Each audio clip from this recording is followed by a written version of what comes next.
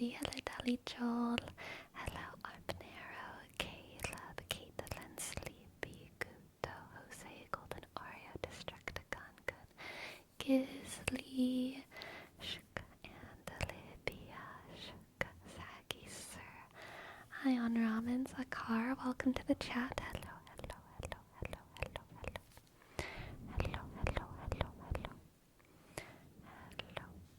What's up? How are y'all doing? Nobunaga, thank you for gifting a sub. First sub of the night. Thank you, Nobunaga. Thank you, Nobu. Thank you. Shuk. N-O, click. B-U, shuk. N-A-sk. G, click. A-sk. U-W. You shook. Thank you. I'm glad y'all like the hair clip. It is courtesy of Sinchobe. So if/when they show up, Sinchobe, speak of the devil. Clickety click. Thank you for the hair clip, Sinchobe. Thank you.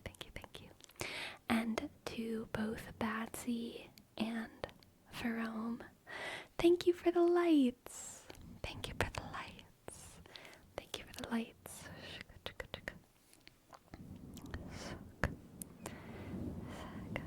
Matching necklace.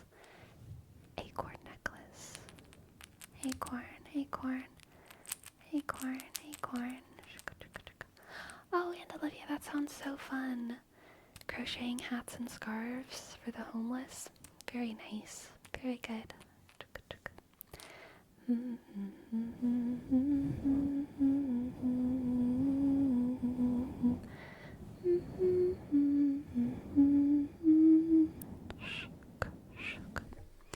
Have y'all had any personal revelations over the past day or two? Oh no, Destructicon, you're out of apples. I restocked my apples today. I bought 5 pounds of apples today. Honestly, I wasn't counting how many I ate.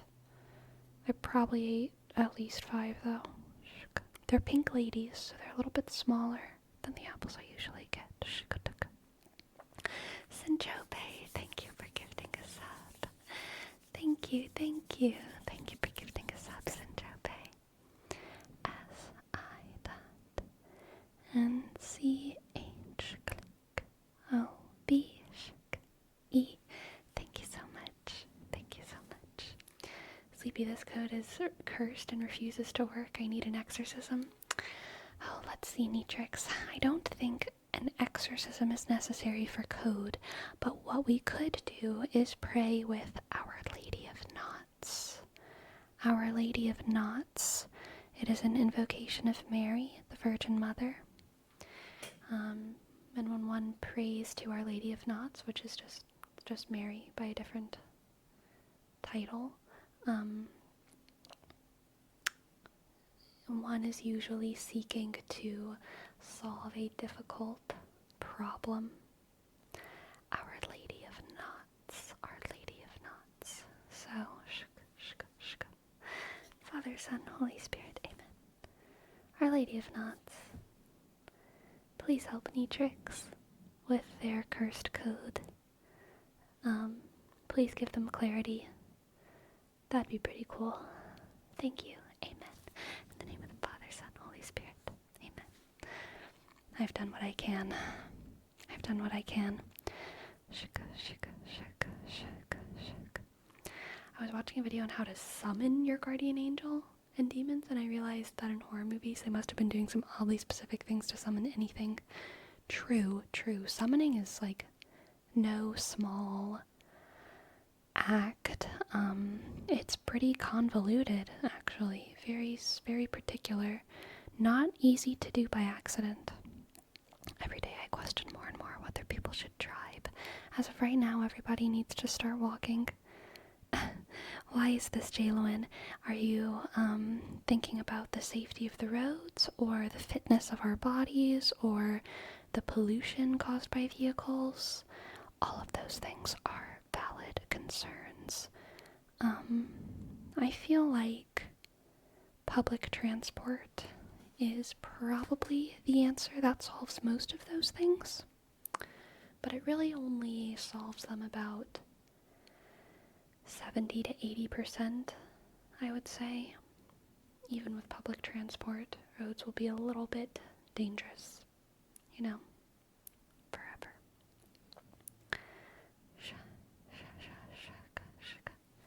I had someone at work insist I was someone else today. Wouldn't believe I am in fact Badsy. That is very strange, Badsy. That is very strange indeed. Very strange indeed. Okay, what's Ogden's personal revelation? We did this training at work where I got like a 20-page personality profile. It's essentially a work-focused Myers-Briggs test. How fun. How fun. How fun for your job to tell you who you are and who you should be. I love that for you, Ogden. Hello, Noxier. Hello, Noxier. Hello. Welcome. Walkable cities would be awesome, but people get mugged around here. Yeah, very fair, Aunt Olivia. Very fair. Shaka.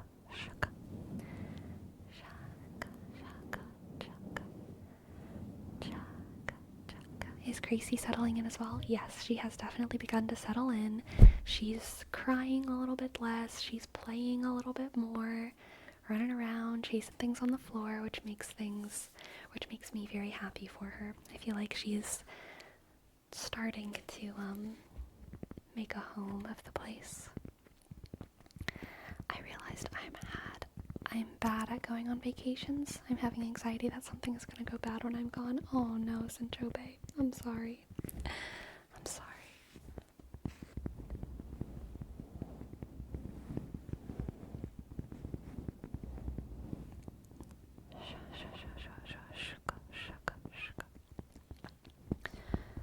Do you have your earphones today? Good catch. They are plugged in, but I'm not actually wearing them. They're just plugged in from yesterday. Hello, CEO. Hello, CEO. Welcome in.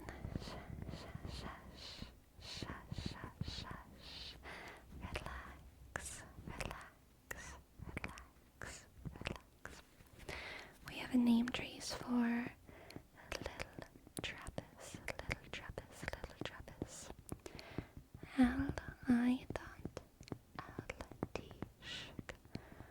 R-E-S-K B-I-S. Little Trappist.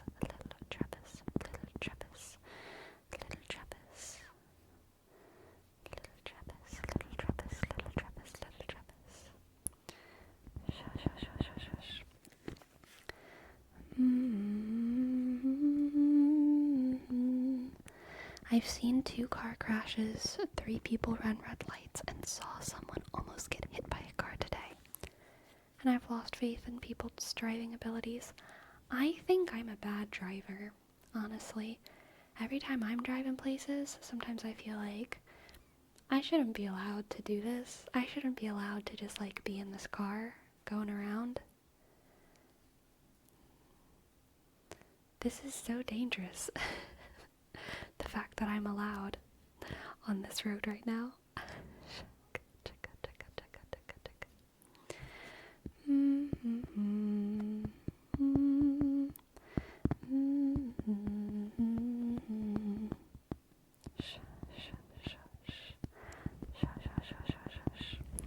Usually I think I'm a great driver, then I do an oopsie that could cost hundreds of thousands of dollars, and I'm like, maybe I should humble myself.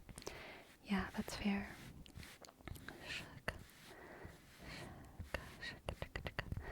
Was I humming Kingdom Hearts? I didn't even realize it. What Kingdom Hearts song was I humming? What did I even hum? I don't even know what did I just...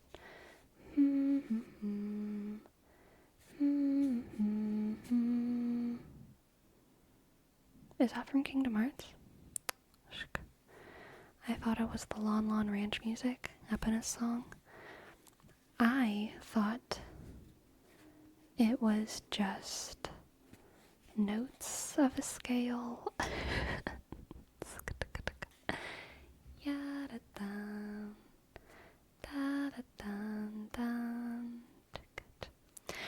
to solve the SD card problem. Someone named SD Wizard, Shaka, an alias, I believe, SD Wizard, mailed me some new SD cards and an adapter, and I tested them out, and they work. I haven't tested them out post-recording anything yet. I've only tested them out with, like, as an empty SD card, because I haven't had time to record anything since getting them, because I just got them pretty much right before the stream, so I haven't recorded anything on them yet. So I want to do that before I know, for sure that everything works. But I'm pretty sure that they work because they plugged into my computer, and my computer detected them very easily, and there didn't seem to be any issues.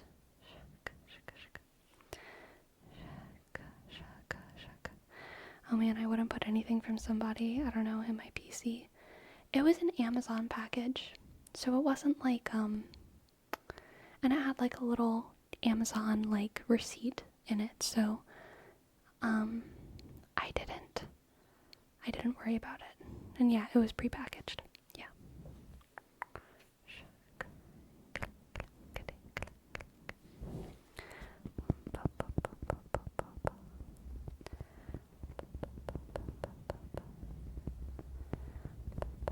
Hello, Weatherman, welcome to the chat.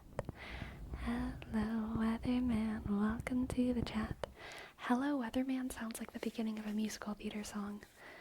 Hello, Weatherman, how does it fare? Hello, Weatherman, way up there. Weatherman, the tallest man in town. Hello, Weatherman, how do you do? Hello, Weatherman, I can't see you. Wally the Weatherman, yes.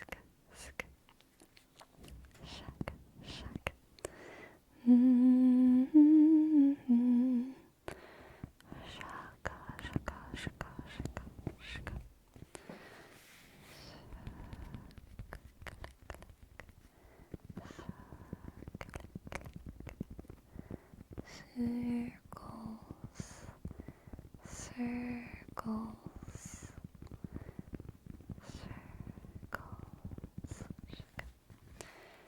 I learned that Percy Jackson has a musical, and apparently it's pretty good. I am familiar with the musical. I would not, however, say that it's pretty good. I would say that it is like a 5 out of 10. It's like a 5 out of 10. There's nothing bad about it, but there's absolutely nothing extraordinary, original, or interesting about it. Literally nothing interesting and extraordinary. The music, none of the songs are like bops. All of the songs are just like, the songs almost sound like if AI were better, AI would generate the songs in the Percy Jackson musical. Like, it's extremely basic. Extremely basic, the music. But it's not bad. There's nothing wrong with it. It's just kind of forgettable. Doesn't take any creative liberties. I mean, I don't think that's the right phrase. When I think creative liberties, I'm thinking about the nature of the adaptation, like how did it adapt from the original, but I'm kind of just talking about its quality as a thing. Not necessarily as an adaptation. As an adaptation, and I'd say that it is fairly accurate. Yes, it is fairly accurate. And a lot of the songs are very difficult to sing, so it's all of the actors in it are very, very skillful for sure. But yeah, it's super basic.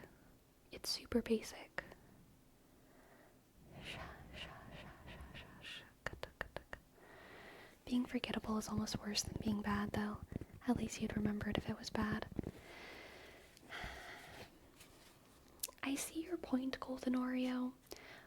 I would rather the Percy Jackson musical be forgettable than bad, though, personally. But that's just because I love Percy Jackson so much. And Percy Jackson already had such a horrible movie adaptation. If it had, also a horrible musical adaptation, that would make me extra sad. So the fact that it's just a very forgettable musical is like a better reality for me. Chrissy, hello, Chrissy. Welcome, Chrissy, hello. Thank you so much for your raid. Hello, welcome in. It is so lovely to see you all. Hello. For those who don't know, my name is Sleepy, and I make ASMR on Twitch and YouTube. Hi, Chrissy. How was your stream? What did y'all get up to today? I hope y'all are feeling very relaxed. We're talking about the Percy Jackson Broadway musical adaptation, and how there's so very little to say about it. It's completely forgettable and uninteresting and unoriginal. Sleepy, I forget, what was the final verdict on the Percy Jackson Disney Plus series? I would give the Percy Jackson Disney Plus series probably a 6 or 7 out of 10 with a strong feeling for potential, okay? I have a strong sense of potential for it. I do believe that it's been, signed on, confirmed, something like that, for more seasons, so my rating might change as I see more, but yeah, overall I feel like 6 to 7 out of 10. The books are 10s out of 10s, okay? So of course, based on that, the Disney Plus series was disappointing in the sense that it, of course, wasn't as good as the books, but I don't think it would have been reasonable to expect much better.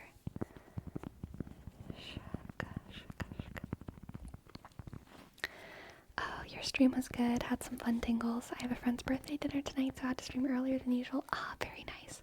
So many birthdays are happening right now. Everyone's having birthdays, I feel like. All the Tauruses.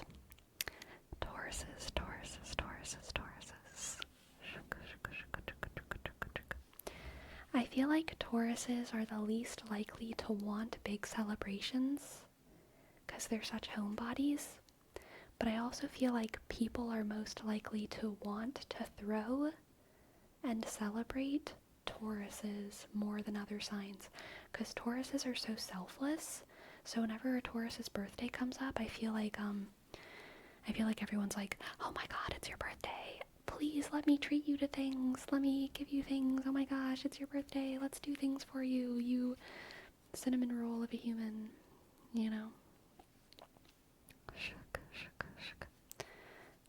We all want to celebrate the Tauruses. Hello, Jam. Thank you. I'm glad you like the lights. Thank you. Facts, books were great. It does make me slightly excited, apprehensive about a show, though. Yeah. I mean, the good things about the show, I think the vibe of the show was really good. Like, the vibe of the Percy Jackson show was really, really good. My biggest gripe with it was the pacing. Pacing was really bad. And then, like, the script. Like, I didn't like the writing. I thought the dialogue was clunky and weird. And the directing seemed, like, specially designed to give the actors as little potential for chemistry as possible. And I don't mean like romantic chemistry. I don't want romantic chemistry between any of the characters at their current age. But like even just like platonic friendship chemistry was really, really lacking. And I don't think it was because of their acting ability. I think it was a combination of bad writing and bad directing. Yeah.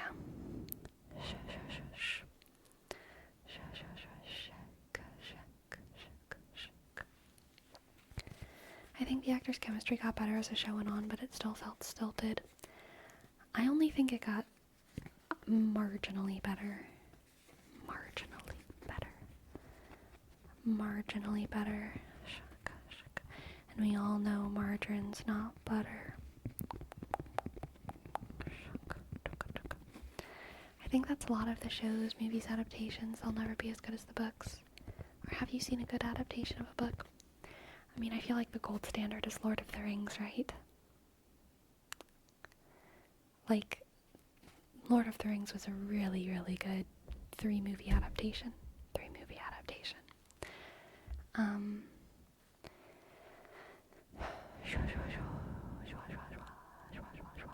Yeah. Pretty sure it's Game of Thrones. Oh no, Mist Hollow. I don't know about that one.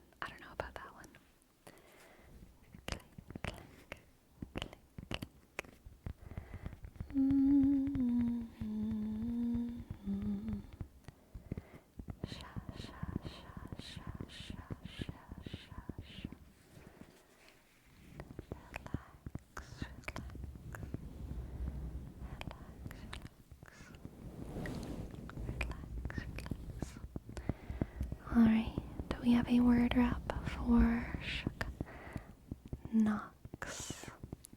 Nox, the Roman goddess of night. Nox, Nox, Nox, Nox, Nox, Nox, Nox,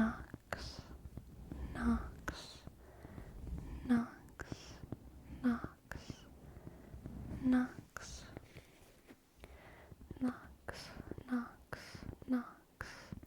Very true, Ace Master. We do shuck oysters. We do shuck oysters. Shuck. Nox, Nox, Nox, Nox, Nox, Nox, Nox, Nox. Question for superhero people. I haven't read Marvel comics. I've seen very, like, I think I've only seen Iron Man for the Marvel movies. I don't think I've seen any other ones. So I'm not a superhero person. But how do the Marvel movies stack up as far as being an adaptation of the comics, do y'all think? Do you think that the Marvel movies do the comics justice? Nox, Nox, Nox, Nox, Nox, Nox. They take some pretty significant liberties, but are they good? They do them justice? Hagen says, okay. Nox, Nox, Nox, Nox, Nox, Nox, Nox, Nox, Nox, Nox. And for Caitlin Sleepy, we'll do A-B Psych, A-B Psych. And I'll try to think up some test anxiety affirmations for you, okay?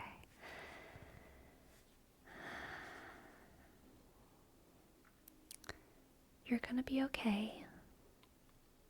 You've studied really hard. You've paid attention. You've taken notes. You've done everything that you can do. And your teachers are on your side. Your teachers want you to succeed. Your teachers want you to succeed. And so you will in the long run. If you care, you will succeed, Caitlin, because your teachers care about you. Because if you care, then it means that you're studying. And if you care, you're more likely to learn the information. And even if you get a bad grade every now and again, you're gonna be able to make up for it in other ways with homework and participation, and maybe even just talking to the professor or the teacher about your grade if you are unsatisfied with it. This is like a real life hack, and this especially works in college. Like, seriously, like, really listen up, college goers. Really listen up. Even if you fucked yourself over, even if you just made bad grades, but if you care about the class, just talk to the professor about being unsatisfied with your grade and wanting to make up for it, and more than likely they will give you something to do to make up for it. It will be more work. They're not just going to give you points, but like, college professors really, really want you to succeed, and college professors get excited when they see that someone cares. And so if you're willing to put in the work, they will want you to succeed. Even if you have completely fucked yourself over and just not been caring, once you do care, if you do care, just talk to your professor. Your professor will help you out. Your professor will help you out. Yes, college professors, I think, understand that you're there because you ultimately want to be there and succeed. Yeah, and college professors know that, like life is hard. College professors are more in tune with the struggles of their students than anyone else.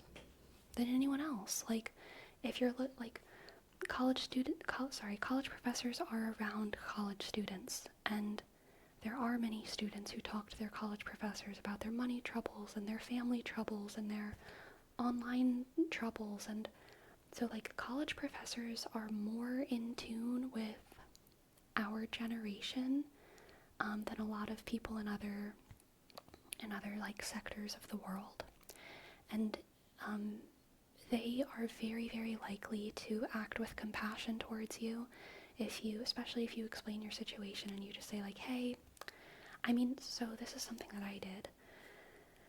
There was a class that I really loved and that I really cared about during graduate school, and while I was in that class, I had to switch up some of my anxiety medication, and my new anxiety medication gave me horrible side effects, and it made me not go to school for 2 weeks because I just had like really bad depression all of a sudden.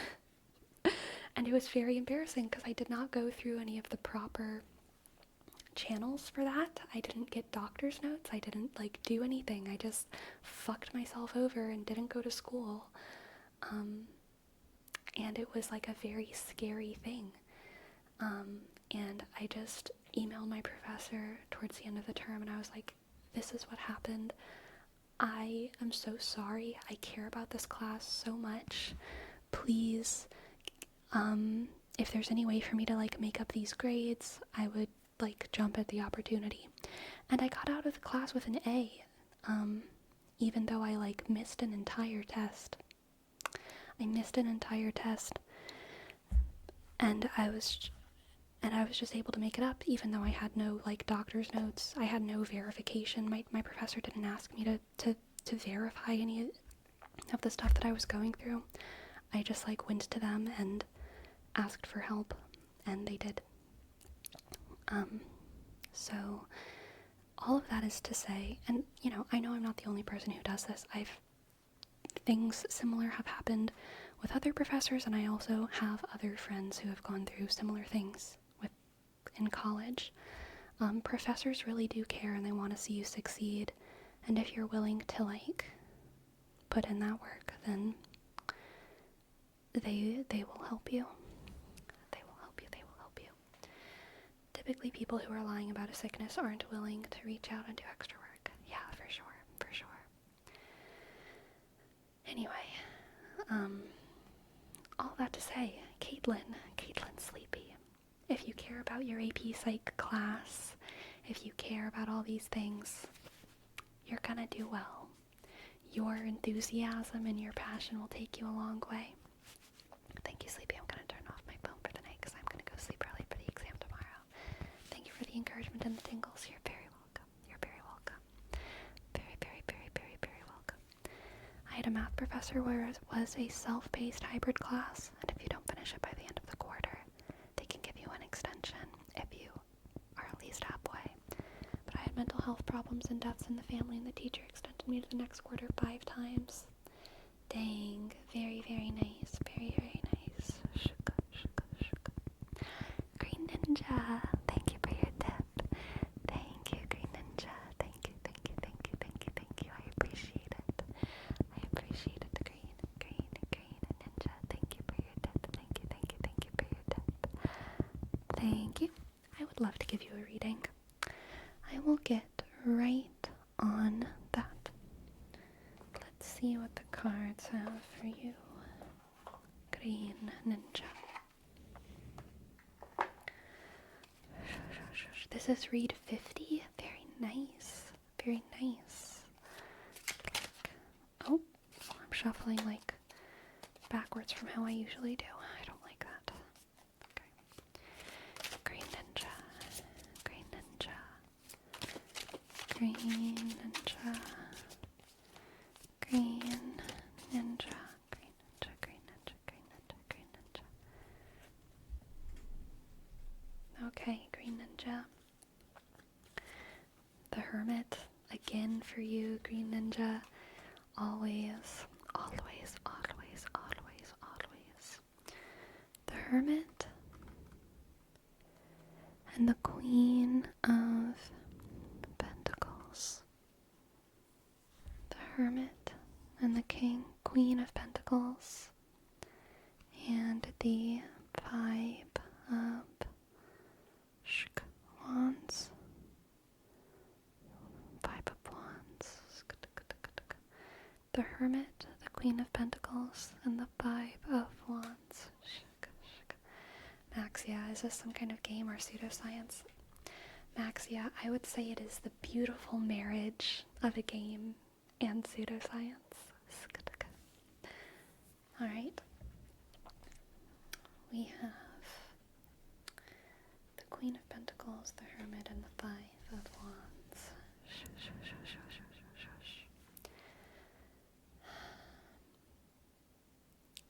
I think, Green Ninja, so far what this reading is saying is that you need to guard yourself, guard your internal world from external chaos. Guard your internal world from external chaos, chaos, chaos. Guard your internal world from external chaos.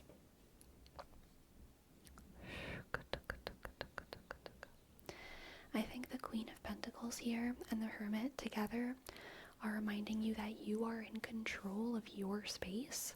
You are in control of your environment. Oh wait, isn't there a quote about this? There is. This is your quote, Green Ninja.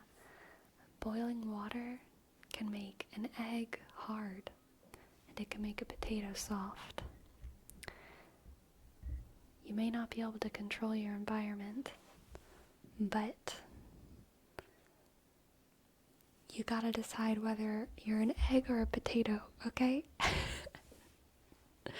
Something like that. You've gotta decide to be an egg or a potato. Green Ninja.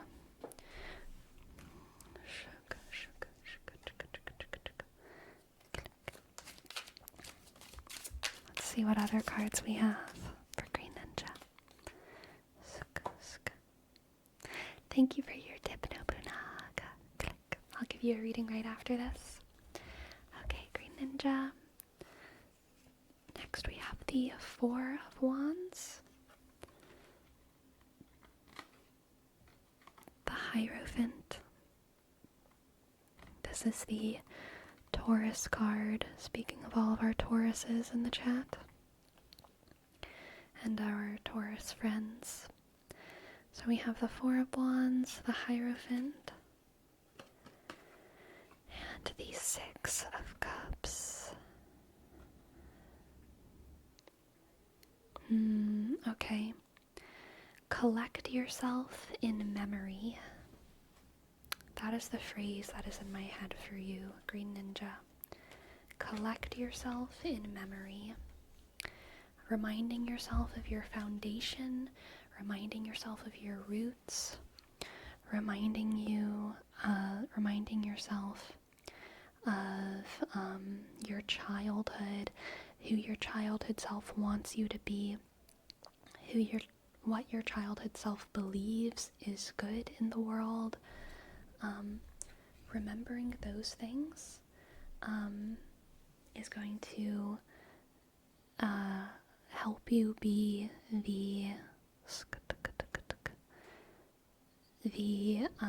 pillar that you want to be in the midst of this chaos, okay? In order to be the pillar that you want to be in the midst of this chaos, you must remember your foundations.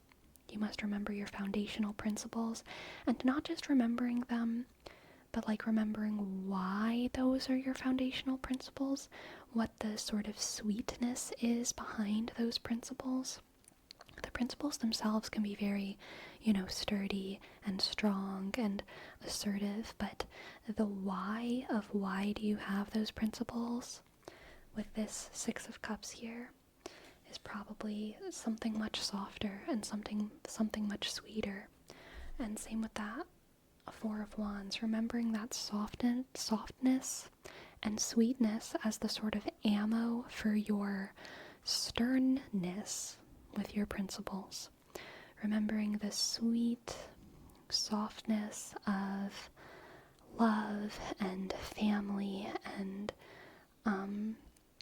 honor and community and charity and affection. Remembering that softness can help you be resolute and disciplined and principled in the midst of this Five of Wands, this chaos.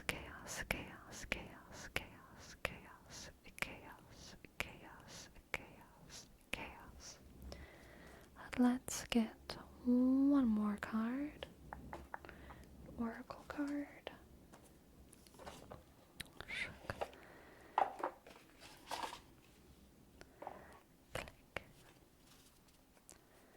Ooh, Ace Master, there's a bit more to that analogy than I've heard, where you can also be a coffee bean in the water, and instead of being changed by the water, remaining the same, and changing the water instead. Ooh, very interesting, Ace Master. Very interesting. Very interesting. Okay. Let's see what the oracle has for you, Green Ninja.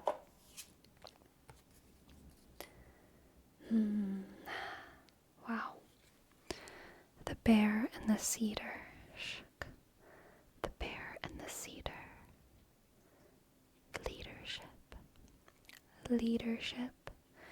Leadership. We have three very leaderly cards here for you, Green Ninja. The Hierophant, the Queen of Pentacles, and the bear and the cedar. This is also very, very heavy earth energy. All three of these, very heavy earth energy. So there's a lot here about structure. Green Ninja, structure and principles. I really think that this reading is about, is encouraging you to keep your walls up in a world of chaos. And when I say keep your walls up, I don't mean in terms of privacy or in terms of a lack of vulnerability. I just mean in your identity. Stay strong in who you are. Don't let yourself be penetrated by the chaos. Do not let yourself be penetrated by the chaos dragons. Okay? Shook.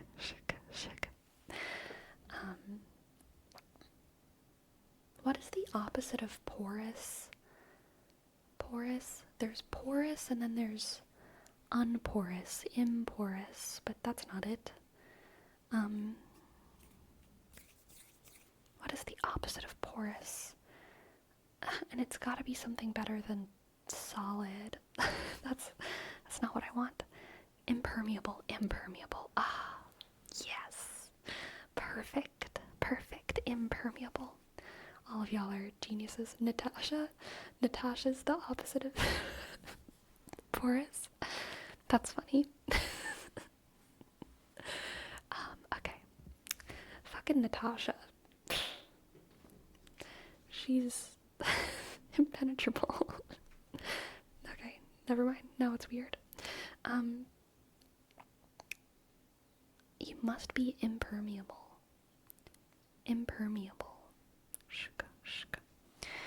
You must be impermeable. Green Ninja.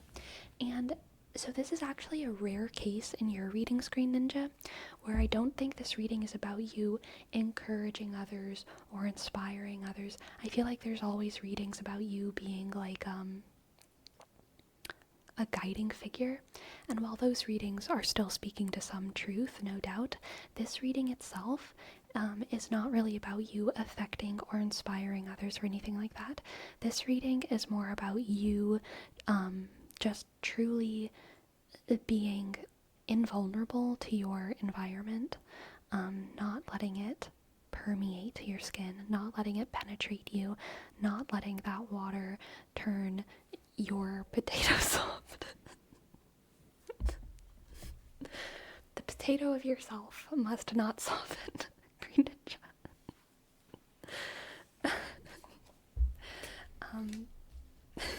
This reading is getting weird.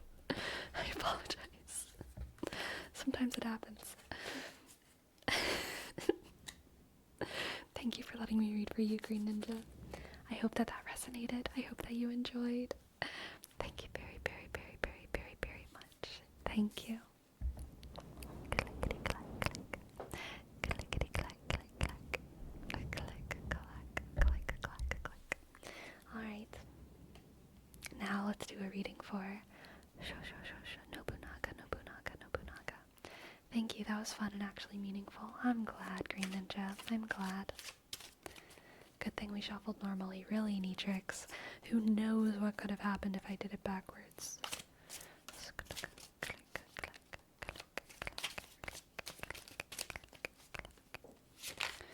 Let's see what the cards have for Nobunaga. Sleepy, how do you pronounce 200 and wunk? 200 and wunk. Duh.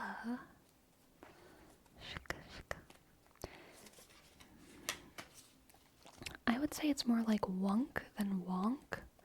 Destructicon. Wonk is W-O. If you had to spell it, I would say W-U-N-K. Wonk, yeah. Ogden's got it. 200 and wonk.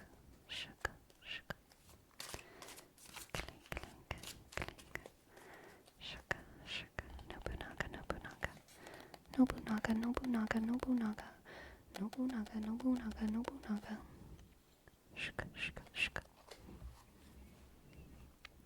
Let's see what the cards have. We have the Knight of Pentacles. Oh no.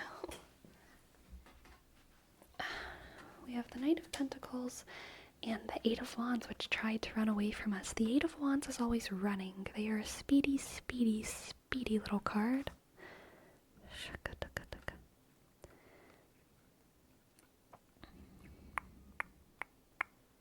The Knight of Pentacles and the Eight of Wands.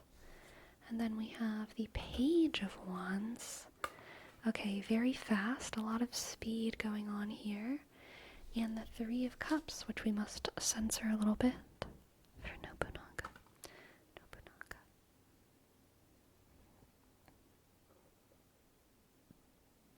Okay, Nobunaga.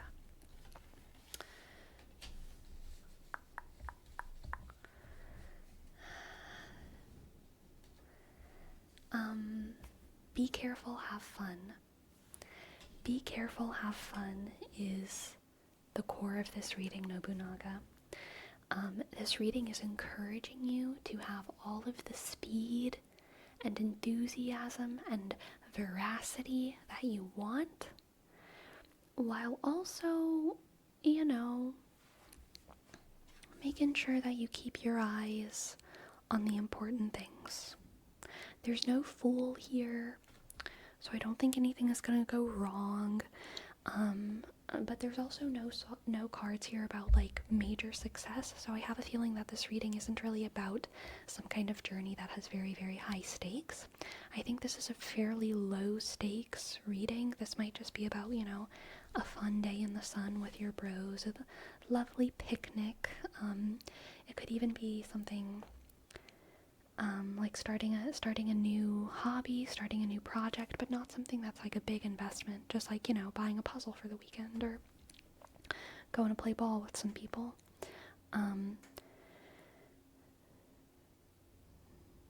Be careful and have fun.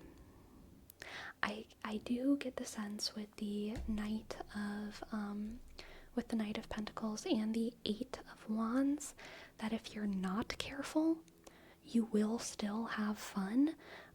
Actually, what I'm getting flashbacks to right now is my elbow. You know what I mean?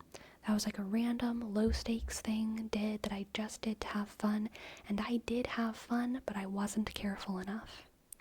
And so I had fun, but I also hurt myself. So you're definitely gonna have fun here, Nobunaga. With the Three of Cups, you're gonna have fun with the people who you love to have fun with. With the Eight of Wands, the Knight of Pentacles, the Page of Wands, you're gonna have fun, you're gonna feel creative, you're gonna feel fulfilled. But if you aren't careful, I do feel like there's a risk of injury here. I do feel like there's maybe a risk of missing some kind of important detail, like forgetting water. Like you're just not, make sure you bring water, make sure you bring band-aids, make sure you bring some Neosporin in case you cut yourself on some barbed wire. Like, be careful, but have fun, okay? Be careful, but have fun. Let's get a quick little oracle card for you as well.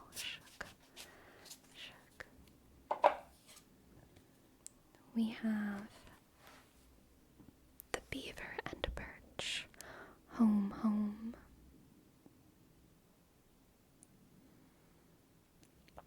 Home, home, home, home, home, home, home, home, home, home, home.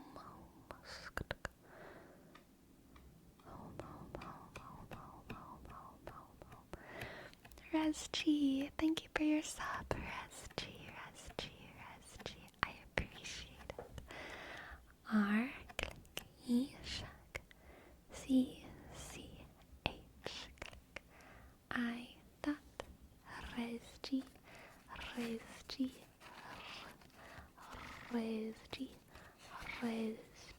Okay. The Beaver and the Birch, home.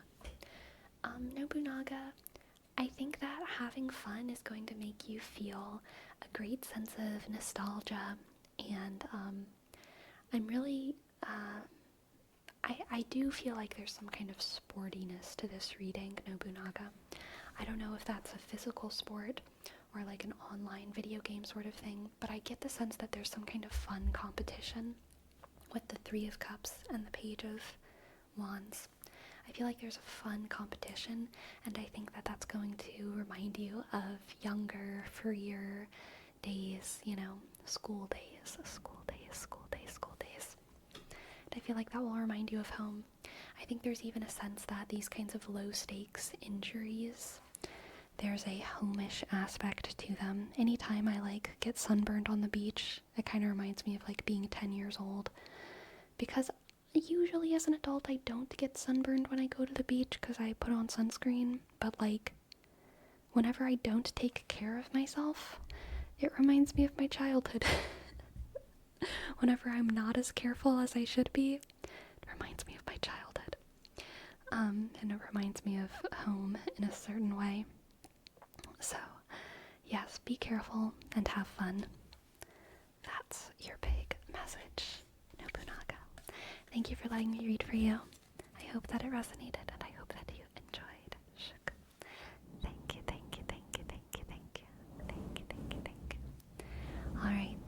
Now, we have a word wrap for Caleb. What are you doing? Memorizing me by heart? Caleb, are you trying to trigger my own nostalgia? Oh my goodness.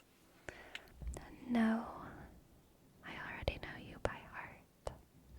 That's a quote from A Little Princess, which is one of my favorite movies of all time. I believe it was 1997, might have been 1998. A girl's dad is about to go off to World War I, and he's dropping her off at an orphanage in New York City and saying goodbye to her for what he knows could be the last time. And she knows in her heart could be the last time as well, but neither of them are really saying it out loud. And they're sitting next to a window together, and she starts touching his face, kind of like a blind person might. And he says, "What are you doing? Memorizing me by heart?" And she says, "No, I already know you by heart." And then she hugs him. It's very sweet and sad. And that dad went on to play Davos Seaworthy in Game of Thrones. It's the same actor. He looks so different, but also he looks exactly the same. But he's just so much older, and he doesn't have a lot of film work in the middle, so it's like, he kind of is going from like a 30 to like a 45 or something, and there's not a lot of film work in the middle, but so it's a surprising transition. But yes, that actor, the dad in A Little Princess, is Davos Seaworthy in Game of Thrones. And it's so obvious once you know. He totally makes the same faces. I'm also a Davos stan. Absolutely Destructicon. What are you doing? Memorizing me by heart. What are you doing? Memorizing me by heart. What are you doing? Memorizing me by heart. No, I already know you by heart. Then she hugs him. It's such a good, beautiful scene. Oh my god, I love that movie. I love that movie. I always wondered why he was called the Onion Knight. You don't know? Goban? It's because he was an onion. He knew the smuggling routes. He knew the smuggling routes into King's Landing, because he used to be a smuggler, if I remember correctly, and he ended up using those smuggling routes to help some kind of larger expedition into Storm's End. Thank you, Miss Tyler Griffin. And in order to help with some kind of other political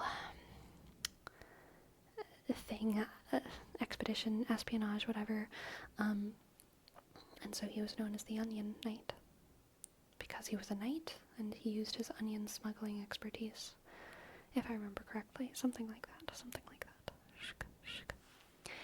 And for Janelle, we have a word wrap.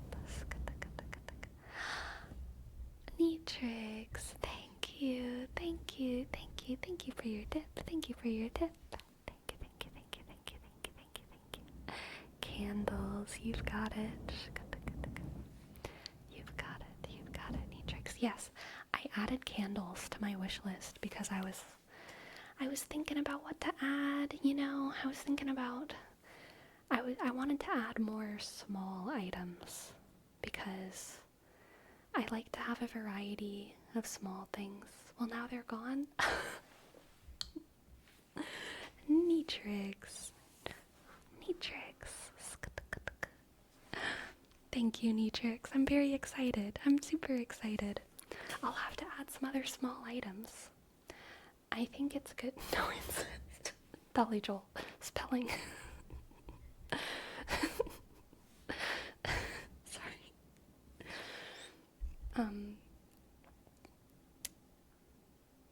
My brain, where did it go? Yes, I think it's good to have a variety of small items, medium items, big items. I'm gonna try to maintain that on the wish list. But I'm excited for my candles. I love candles. I love candles. Yes, I'm going to assume incense is what Dolly Joel meant. I love incense. I am nervous about my cat's sensitivity to incense. I do have a much bigger place now, so I think I probably can and will light incense eventually. But I want to make sure my cat feels fully at home and comfortable before I scare her with any smoky smells in the space, because she really doesn't like incense. I used to light incense a lot in previous living places, and she would always just go away to another room, which isn't a big deal, but because she doesn't love every room yet, I don't want to bias her against any rooms with incense yet. How's the rest of the settling in going? It's going wonderfully. I love it. I love it so far.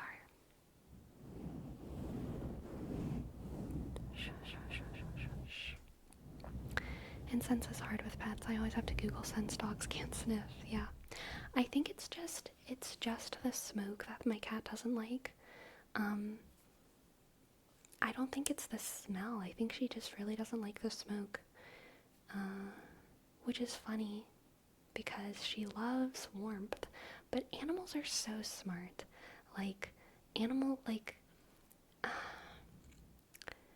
My cat will walk over a candle strategically, moving her body so that none of her fur catches on fire, which is very dangerous. I don't let her do this on purpose.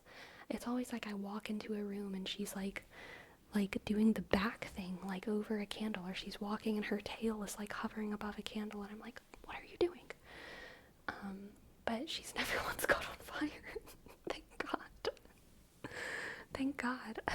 She knows how to manipulate her body in such a way so as to not conflagrate. She does like to live life on the edge, yeah. But candles don't smell smoky, but incense she will avoid, she will be totally far away from it. Totally far away from it. Anyway, for Janelle, we have a word rep, a name rep. Janelle. I don't know if I'm pronouncing that right, but I hope. Janelle. I really like that name though. Janelle sounds to me like a high fantasy fabric. Ah yes, this garb is made with the finest Janelle. The finest Janelle. It seems to shimmer in the light. The Janelle fabric. Janelle fabric. Spun from the Janelle trees, which are guarded by the high elves very fiercely. But Janelle poachers, sometimes called elf killers, will go into the wood, the high wood, and to pick the leaves, a very high risk expedition. And they will often fight the elves for their pickings, or they will take the Janelle leaves and smuggle them and spin it into the finest fabric. Janelle sold for a very high price. Somewhat of an ethical,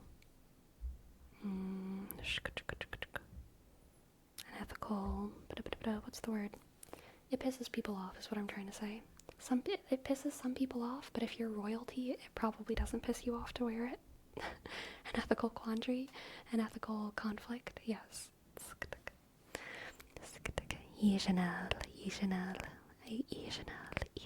Dilemma. Dilemma's a good one, Miss Tallow. I like that.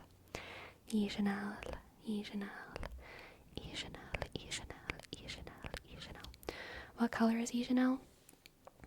It is, I can't think of any words today. My brain is very bad. I've major brain fog here. And the word that I'm looking for is not evanescent and not effervescent. And it's not holographic. And it's not iridescent. Iridescent? It is iridescent when it shifts between two colors. It's the word for when it shifts between two colors, but it shifts between green at one angle and kind of like almost clear at another angle. When it's green, you have to spot the trees, right? They're tree leaves, they're chlorophyll, but if you move your head, the light strikes the trees a different way. It kind of turns into a clear, whitish, glittery color. Just kind of looks like sparkles. Pearlescent? I don't think it's pearlescent. Opalescent? I'm not sure. Didroic? I have no idea. Detroic? I don't know what that means. Effluvial? I don't know what that means either. Dichromatic? Ooh. Dichromatic is almost yes, except one of the colors is translucent. One of the colors is like a translucent, and then the other color is green. There may not be a word for this because it doesn't exist in our world as well, but I think dichromatic is the closest we have here.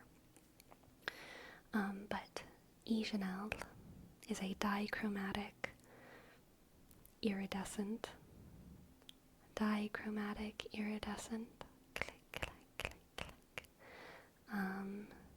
green color. It is worn mostly by the kingdoms who war the most with the elves as a sign of conquest.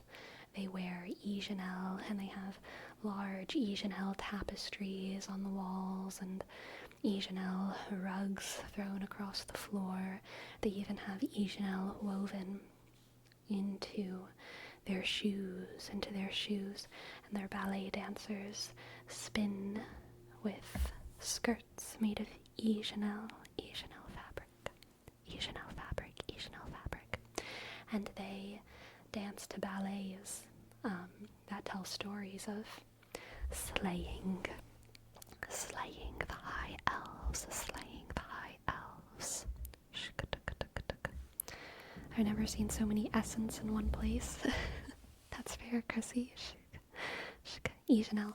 How do you spell the word? Oh, well, the person's name is gone, but I liked the way it was spelled, the username, which I think was I-Y, here, I-Y,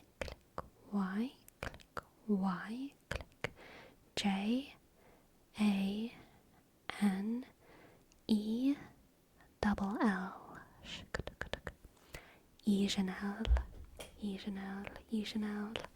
Ijanel.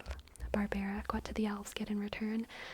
Perhaps throughout the course of our campaign in this fantasy world, Enitrix, the elves will get revenge.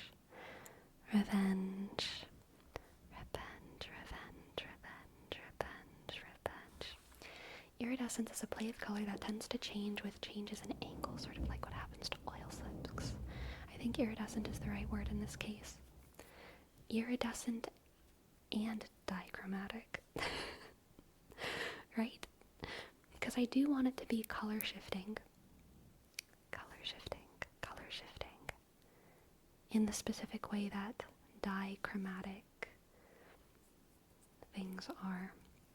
My education on iridescent, opalescent, holographic, Dichromatic all comes from nail polish.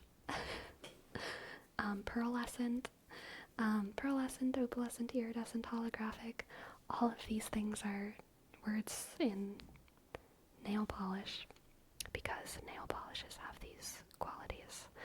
Different nail polishes. Click, clack. Alright, now 43 minutes late, but for Nobunaga, we have a word wrap for Destructicon is a cinnamon roll. Ooh. Destructicon is a cinnamon roll. Ooh. Destructicon is a cinnamon roll. Ooh. Shuck. Destructicon is a cinnamon roll. Ooh. Shuck. Destructicon is a cinnamon roll. Destructicon is a cinnamon roll. Destructicon is a cinnamon roll. Ooh. Dichrodescence. Dichrodescence sounds pretty cool.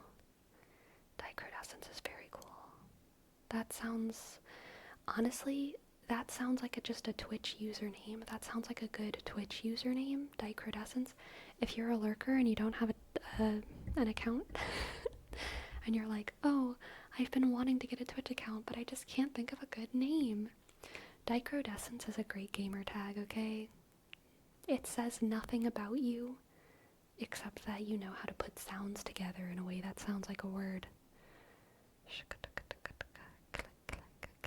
And also, no one will know what to call you. It's uncomfortable to make a nickname out of. People will be like, can I call you? And then they'll stop and they'll be like, I guess I'll just call you Dichrodescence. And you'll be like, yes, I expect to hear my full name every time. It'll be great.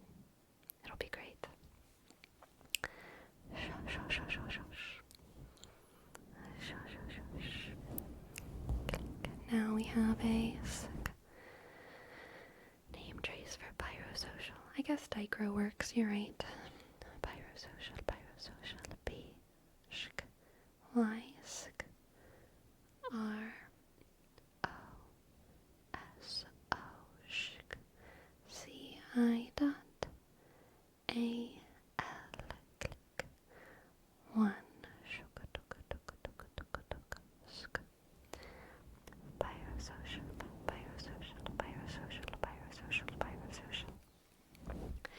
Never did I meet more sincere ooh-wooers than in my VR chat days. I love VR chat etiquette.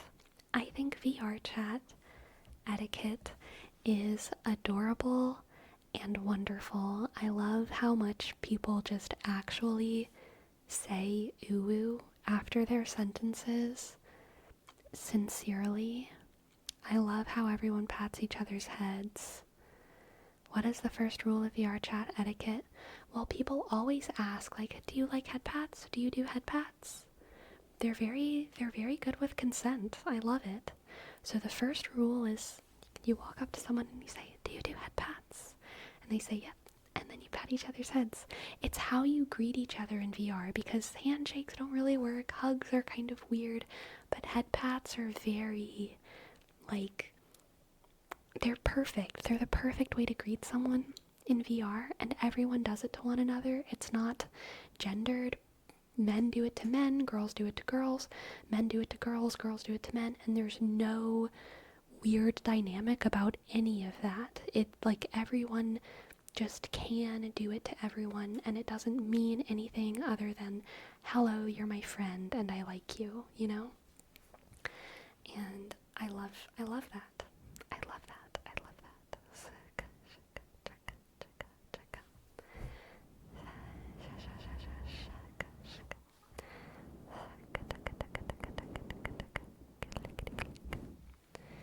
Did you have VR Sleepy? I did. I still do technically have, I had like a Quest, Oculus Quest, and I still have it, but I need to if I wanted to do VR chat again, I would need to redo everything on my computer. I can't even remember what it's called.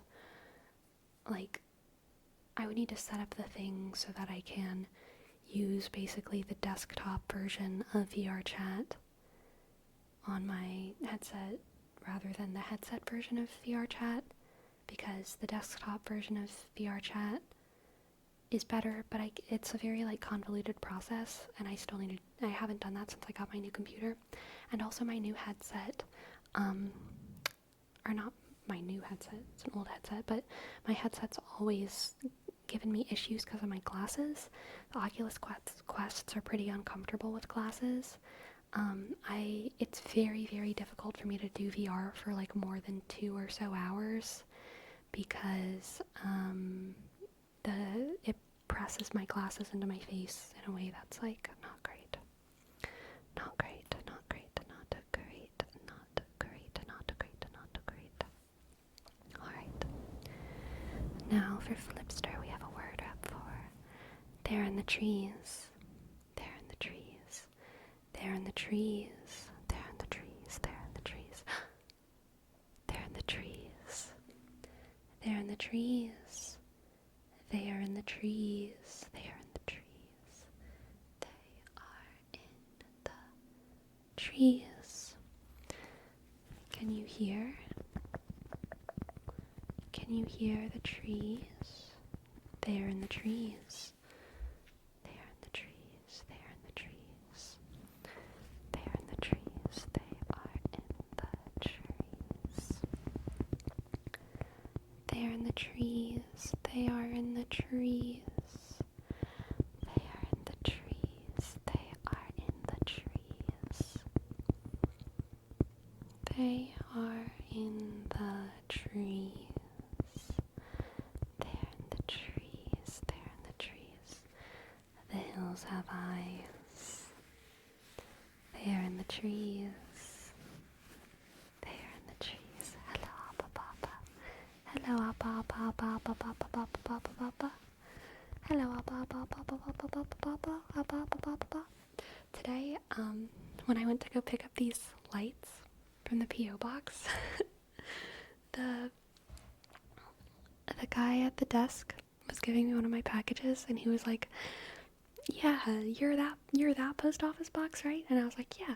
And he was like, yeah, I've been trying to read your name for the past couple days. And I was like, yeah. Always slightly sleepy.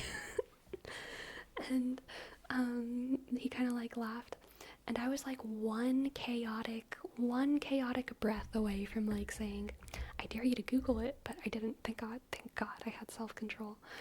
But I can't stop thinking now about like, what if the post office guy like shows up in my Twitch chat one day? That'll be funny.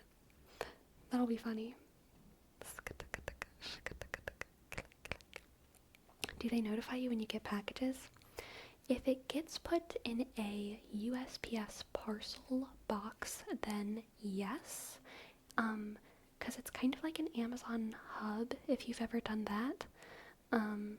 But if it gets sent to the normal P.O. box, then no, I do not. I don't know how or who decides what goes in the parcel lockers versus what goes in the actual P.O. box. I think it might just be size, how big the package is.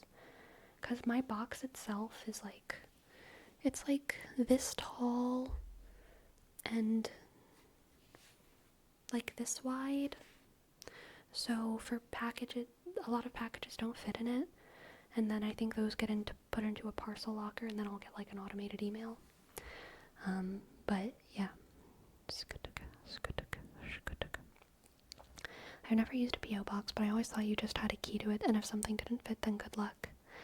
I was kind of worried about that, but no, I do have a key to it, and if something doesn't fit, then it is put into a locker that I have access to. They hold it, yeah, basically CEO. How do you get the user? It's my basically the name that everything is addressed to.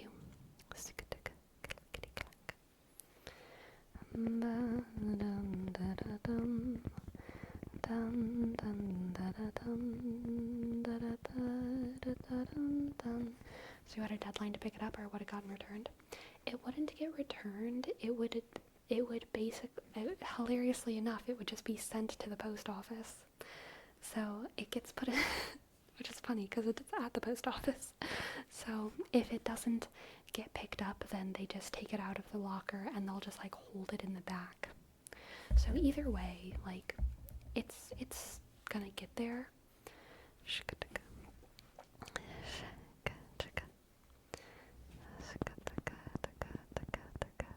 Gonna mail individual potatoes to flood the P.O. box so the post office gets flooded with potatoes. Oh no, Destructicon. Oh no, please don't, please don't. What's the difference between P.O. box and throne? I've thought about putting the throne. My throne account does still exist. So I think I still have. No, maybe I disabled it. Maybe I did disable it. I can't remember now. I've thought about putting it back just in case some people find it easier.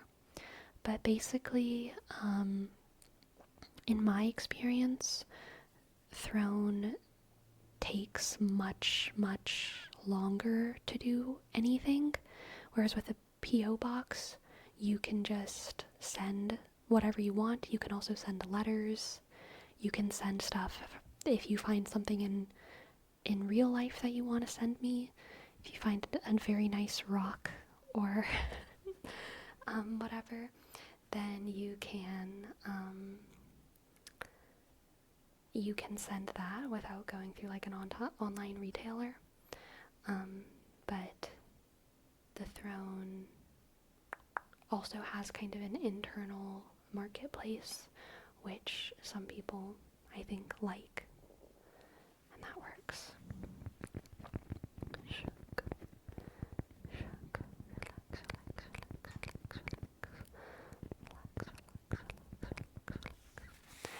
Alright, for board we have click, click, click, click, click, click, click, click, click, click, click, click.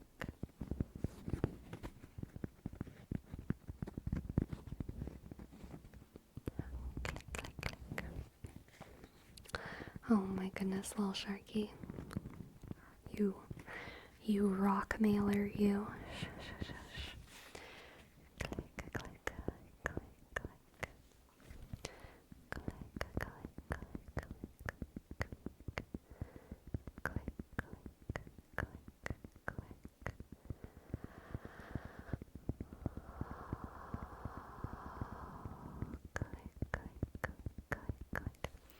Jerome, fun fact. Today at the grocery store, I did not find cantaloupe juice, as you are so eager for me to try, but I did find watermelon juice. I found watermelon juice at the grocery store. And I got 2, I think it's in pints. It's a very weird container though, so it doesn't look like a standard container, but I think it's about a pint. And I got 2 of them. And I already drank like a whole one of them. like a whole pint of watermelon juice. And honestly, it was like okay, but it wasn't in the fridge for long enough, I don't think. So the other one is in the fridge, and I'm probably gonna drink it kind of throughout the rest of the week. I think it'll taste much better once it's refrigerated. Doesn't it mostly taste like water? I mean, yes, but it's like watermelon-y water. Watermelon-y water, watermelon-y water.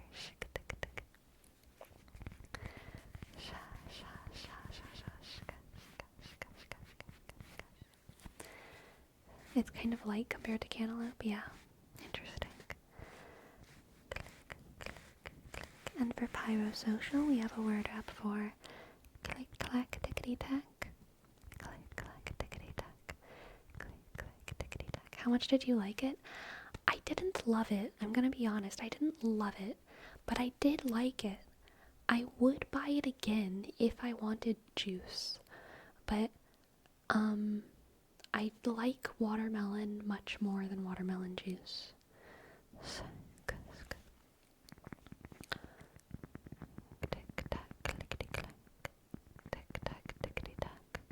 What's your favorite juice? Orange, definitely orange juice. This weekend, I told y'all that this weekend I wanted to make monkey bread. I'm actually putting a pause on that because I don't feel like making dough right now. Because I threw away my bread maker because I was afraid that I had roaches in it. And I kind of forgot about that. And I would usually make dough in my bread maker. So right now I don't have a mixer. I could, of course, make dough without a mixer, but I just don't really want to this week. So I'm going on a picnic this week, but I want to make like summer rolls, spring rolls, summer rolls with the rice paper and some delicious stuff and peanut sauce, and I'm gonna make orange juice as well. Orange juice. I'm gonna make fresh squeezed orange juice. And I'm excited about that.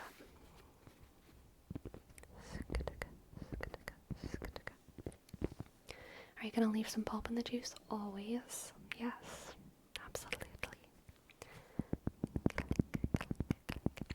Your arm, do you don't have to do it manually? Yes, definitely. My arm is strong. My arm is strong. So, okay, actually yesterday I was working out, and I realized that I can do push-ups now.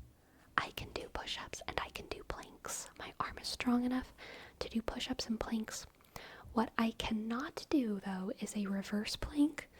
You know what I'm talking about? Where you're like on your back and your arms are straight behind you.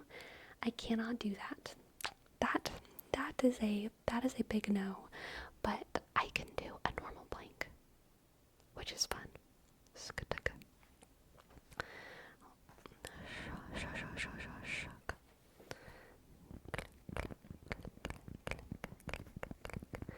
I've never heard of that. Basically, so both planks, forward and backwards, activate your entire core, but a normal plank when you're on your front activates a little bit more of your anterior chain. Is that the name of it? Your front side, and then a backwards plank or a reverse plank does more of your posterior chain. A little bit more emphasis on your back and your butt and your hamstrings and stuff. So it's just like a slightly different muscle emphasis. But I used to do like a minute forward plank, a minute backwards plank, a minute forward plank, a minute backwards plank as like kind of a habit in my workouts. So like 2 minutes total of both kinds. But I stopped doing that once I sprained my elbow. And I still can't do a backwards plank, but I can do a forwards plank now. So that's fun.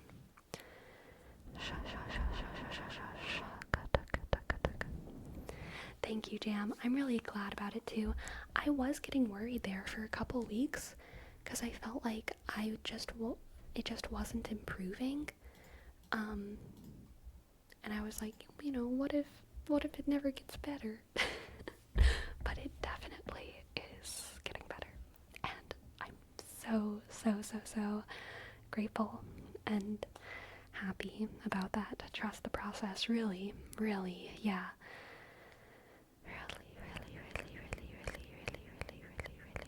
You've gained push-ups, so sounds even better than before.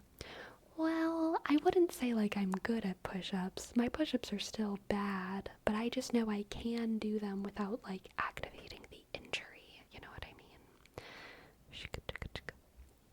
Alright. Now, word rap for Destructicon. Nobu is also a cinnamon roll. Nobu is also a cinnamon roll. Nobu is also a cinnamon roll. Nobu is also a cinnamon roll. Nobu is also a cinnamon roll. Nobu is also a cinnamon roll. Nobu is also a cinnamon roll. Nobu is also Nobu is also a cinnamon roll. Nobu is also a cinnamon roll. Nobu is also a cinnamon roll.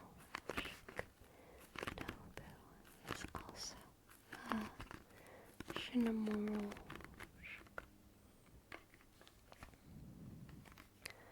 Nobu is also a cinnamon roll.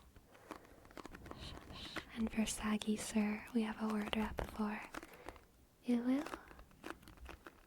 Uwu. Uwu. Uwu. Uwu. Uwu. Uwu. Uwu. Uwu. Uwu. Uwu. Uwu. Uwu. Uwu. Uwu. Shak. Uwu. Uwu. Uwu. Uwu. Uwu. Uwu.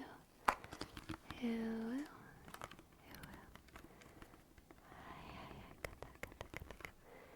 You will, you will, you will, you will, you will, you will, you will, you will. And for Roboscara, we have a word wrap for paradox, paradox, paradox. Paradox. Paradox, paradox, paradox. Paradox, paradox, paradox. I wrote a song about VR chat once. It was a dumb little love song about VR chat. I wonder if I could remember it. I don't remember a lot of the verse. I don't remember any of the verse. But I think the chorus was like, look at the sky box. See how the stars fall down.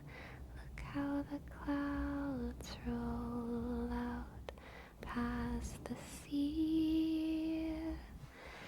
And if the sky box was worth the loading screen, could you stay a while and count the stars with me? Look at the sky box. See how the stars fall down. Look how the clouds roll out past the sea. And if the sky box was worth the loading screen, would you stay a while and count the stars with me? I don't remember the verses, but that was the chorus. That was the chorus.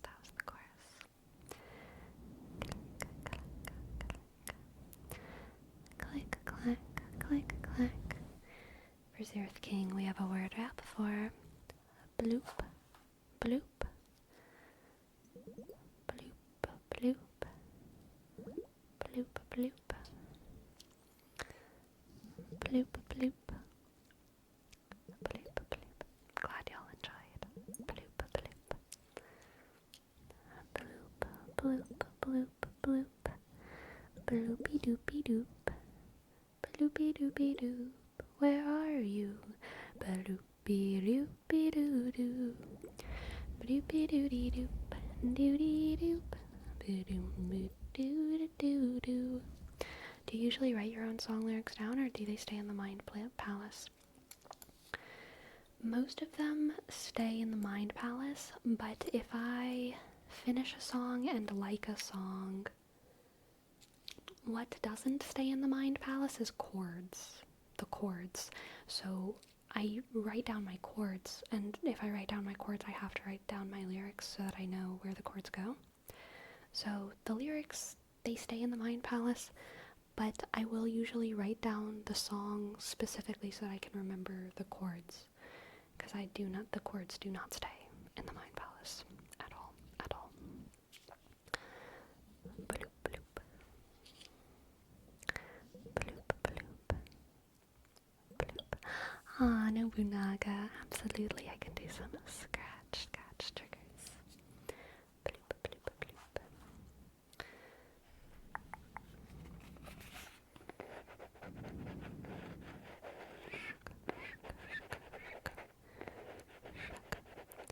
We have a word up for Neatrix. Big Sharky. Big Sharky. Big Sharky.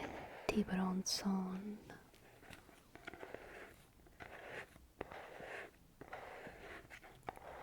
Big Sharky. Big Sharky. Big Sharky. You know, it always makes nice scratching noises.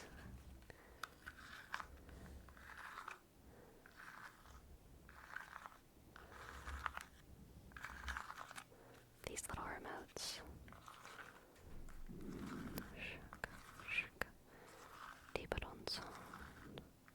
Big Sharky. Big Sharky. Big Sharky. Big Sharky. Big Sharky. Big Sharky. Big Sharky. Big Sharky. Shark in multiple languages. It's been a while, Destructicon. Let's see. In English, shark. In Spanish, tiburon. In Gaeliga, shiork. In Hebrew, tarish. In Polish and French, rekin.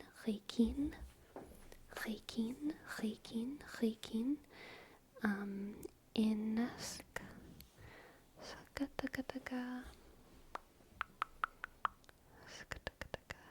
I don't remember. Japanese was something like saga, or was that Korean? I can't remember Japanese and Korean. Saga, something like that. I can't remember.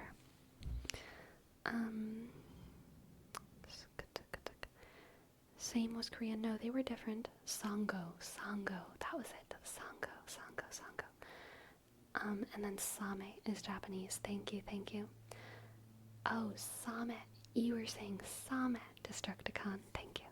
Okay, same was Korean and sango was Japanese. Sorry, Destructicon.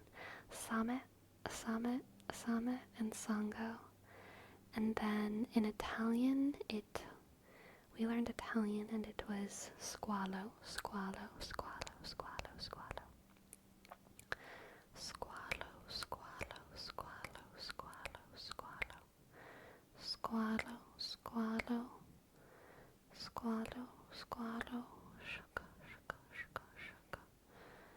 And I don't remember the last one we learned.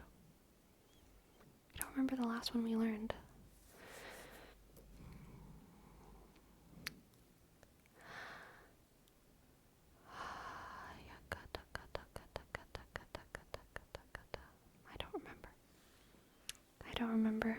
It's gone from my mind. Click, clack. Now for Destructicon. Oh, it is German. Haifisch. Thank you so much, Jose. Haifisch. Haifisch.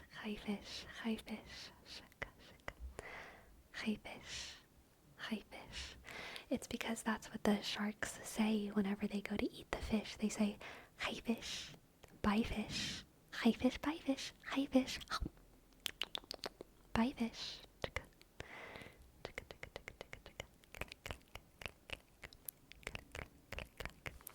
Where does it all fit in one brain?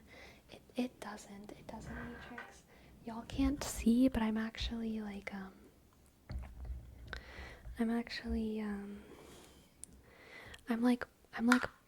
I'm plugged into an SD card right now.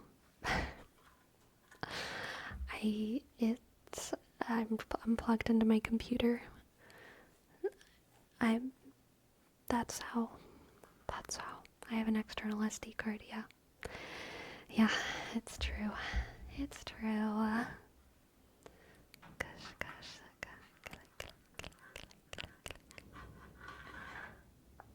Shuck. All right.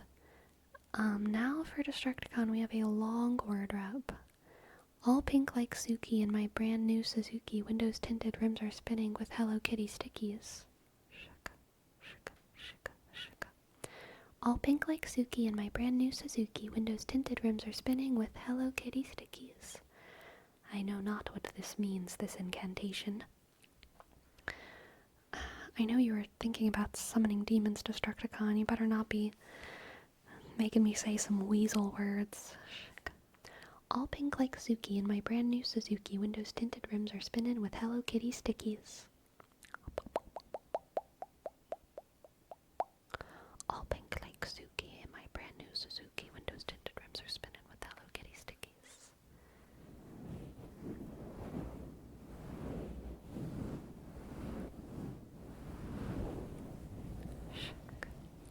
And for Appa Papa, we have a word wrap for galactic. I love that word.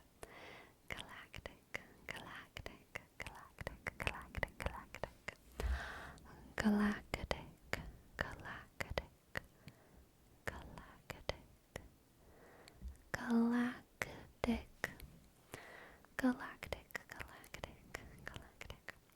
There's this new ASMR channel. I mean, they're not new. They're new to me. I really like watching massage ASMR videos. And Mondragon Chiropractic is one of my longtime faves. I used to watch, Massage ASMR used to do massage videos more often. And then there was Psych Truth ASMR used to do massage videos. I don't think they do them as often anymore. But my go-to for a long time has been Mondragon Chiropractic.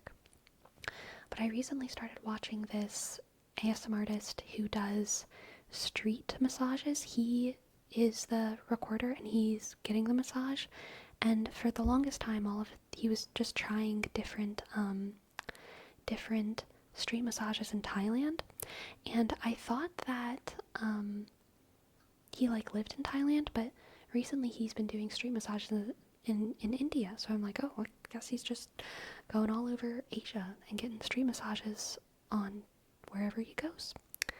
On the trips, yeah. And I watched a video that he posted recently. I watched the video last night. I think it was posted. It wasn't his most recent video, but it was relatively recent. But it was an Indian head massage, and the title was something like, "This head massage made me see stars," or something like that. He's bald, right? The guy I'm thinking of is not bald. No. But, I was watching this head massage video, and so this guy who does these videos is very, very nice. He seems really kind, and he always speaks highly of the people who give him massages because he's right in front of them. He's not reviewing their massages after the fact. He's always filming them and talking about it as it's happening.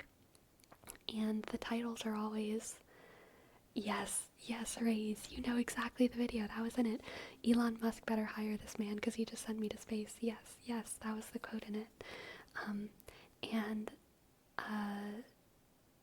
It's really hard to tell on this guy's videos if the massages actually feel good or if this guy's just kind of a glutton for punishment.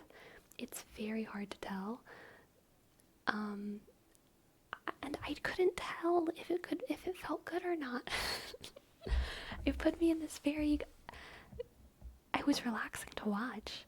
And I kind of imagined that it did feel good, so that it did feel good to watch.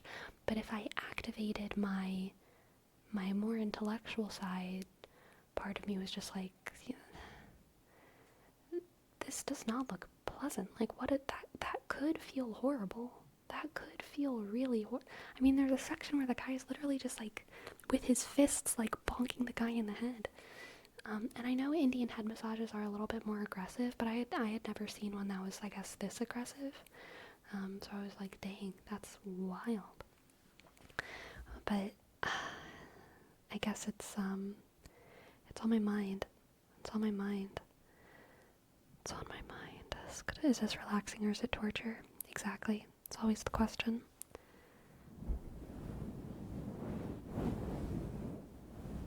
There was one Mondragon chiropractic video. So Mondragon she's a chiropractor, and she actually, most of her videos are her working on her clients, but she does have one playlist of her going around and having other people work on her. She has some like cupping videos, some massage videos, some like other kind of like energy healing sort of videos. She just goes to other people and kind of advertises for them on her channel, and they do work on her. And it's a very, very relaxing series. But she has one video as well where she goes to some kind of spa, and it looks like they put her in a car wash. Like, I don't know exactly what kind of style of treatment it was supposed to be. A massage was certainly included, but it was kind of like a cleaning. Like, they were cleaning her, but like extremely aggressive. Like, she was like laid down on a thing, and they wrapped her like a burrito. Yeah. And they like sprayed her really hard with water and like exfoliated her body with like really rough soap. Do y'all like my cat's tail? And and yeah, it looks pretty unpleasant, honestly. It looks pretty unpleasant. She's so warm. She's been sitting in the window, just soaking up the sun. Now she's a little heater. You little heater girl. Now she's coming to me to cool down. Surprising change of events. Shaka. I don't have a boyfriend or girlfriend to do head massage, but I need to experience ASMR from an actual real person. Like, I require it. I feel that little sharky. I want someone to just like, I want someone to touch my face. I think even if I had a boyfriend or girlfriend, I couldn't get them to touch my face the way I want them to. Because I want them to do it with zero tension. You know what I mean? Like, I don't want any kind of, like, I don't even want romantic tension. Certainly not sexual tension. I just want someone to touch my face for a very long time.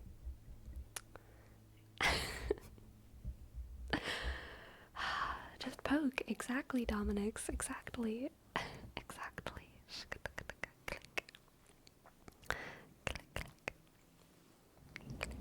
Hello, Leopardo. Hey, Sid. Focus. Sid. Focus over here.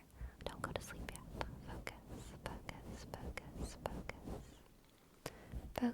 Focus. Pretend you're a cadaver at the research institute.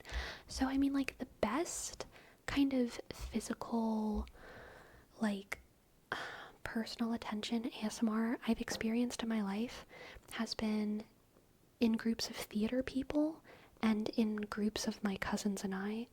Like, whenever there's like 6 or 7 people who are like kind of tight knit, and we're all like together in a room, and we get in like a back massage train or something and like watch an entire movie together. Like, I've done that with my cousins, like when I was younger, and that was like kind of it. That was good.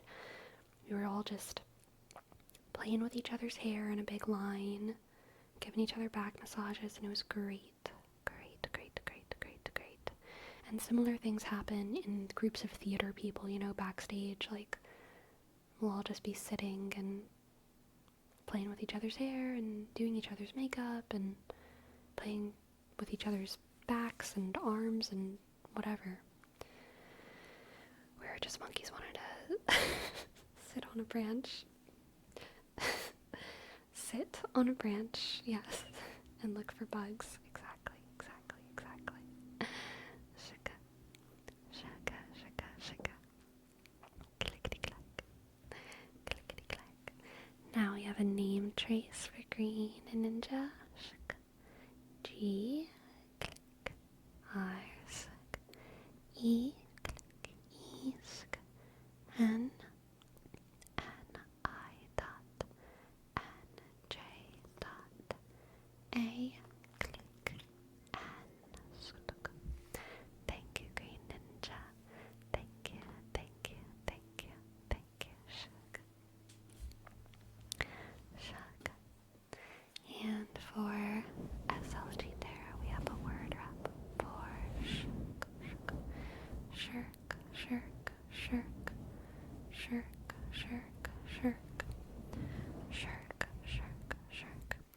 Is it like a light, gentle touch of the face? Is there a particular kind of touch? Would you appreciate the smushing of the face?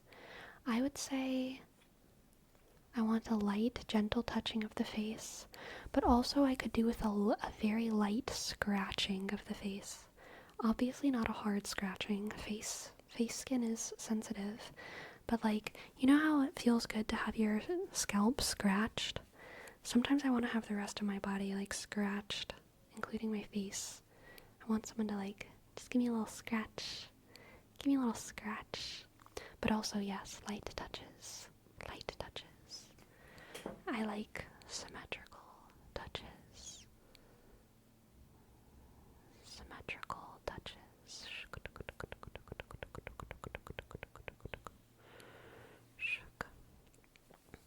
Scratchy.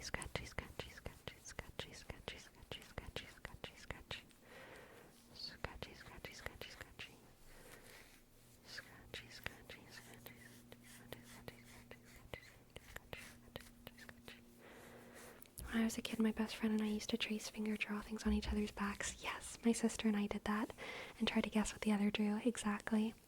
That was my favorite sensory thing when I was little. Absolutely. I loved that. The Loams kitten. I loved that. Brother Jakes.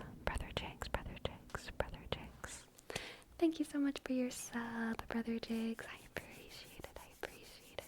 For 7 months. Amazing. Thank you so much. B, click. R, sk, O, D, sk. H, E, R, shuk.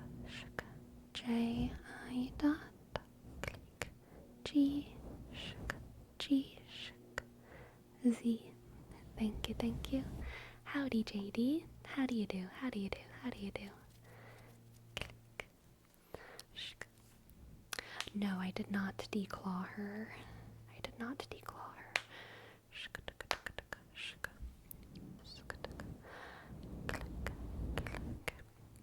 And yes, for SLG Terra, we have a word wrap for shirk.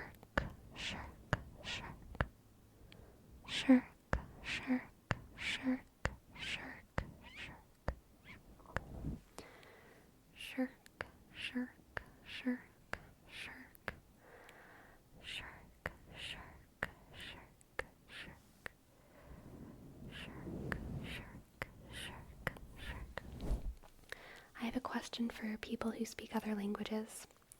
So in English and in most languages, we have the number one.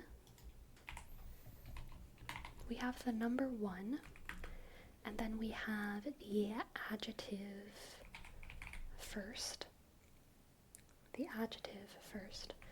And then sometimes we shorten the adjective first to one ST. Similarly, we have two second, and sometimes we short it to 2ND.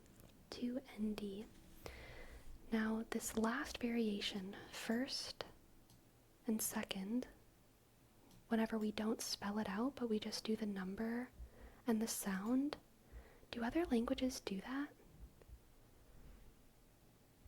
Like, yeah, un primaire, do you actually use one IER for primaire? That's so cool. Because I never see it in other languages.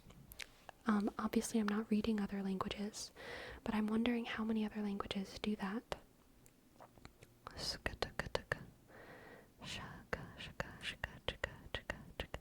Portuguese is 102030. Gotcha. What about what about Germanic languages? Does German do it? Obviously English does it. And it looks like Spanish and French both do. Spanish, French, Portuguese do.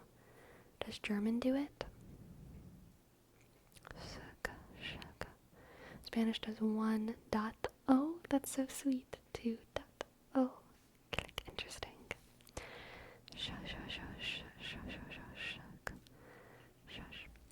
In Spanish, ordinal numbers are shortened as 1 dot or 1 dot.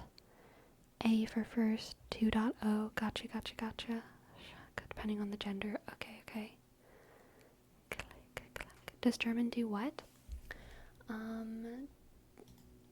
So I'll explain it again in the service of over-explaining. In English, we have one, we have first, and we have one ST. We have two, we have second, and we have two ND. That last one where we have, it's like half of a number and half of a word, and we usually use it when we're speaking mostly in numbers, but for whatever reason we want to use an adjective form. In German, how do you say that? When it's not just the number, and it's not just the word, but it's like the number with a word ending on it. Does German do that? Does German do that? Does German do that? Does German do that? Does Polish do that? Does Romanian do that? Do Australians do that? Does that happen in Chinese, Japanese, Korean, Russian, Greek, Afrikaans, Hindi, Arabic.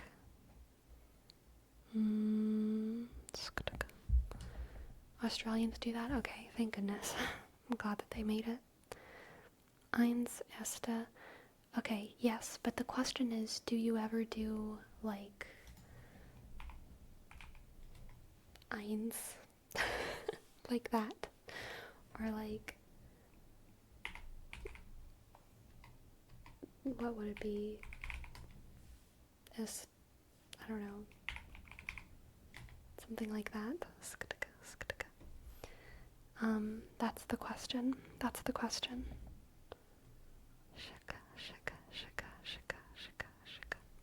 In Greek we have that.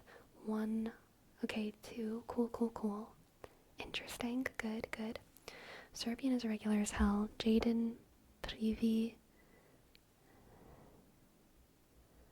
Interesting. That is wild, KFC Serbia. Interesting.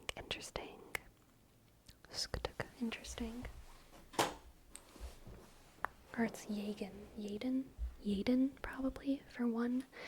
Yaden, dva, and tri, I don't know. Shaka.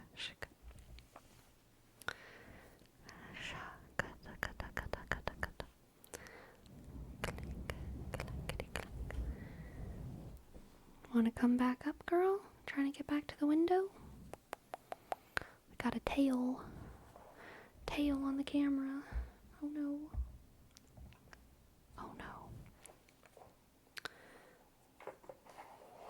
Cat, you best be careful. You're about to be in some mischief. I can tell.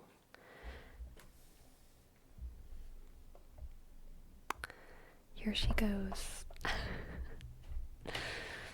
Yep. Back into the window. Back into the window. Click, click, click, click. Shaka, shaka, chaka, chaka. Interesting, Giovanni. I think that was kind of what Destructicon was saying about Spanish as well. Spanish, you have to gender it. Gender. Dude, Old English gendered verbs as well.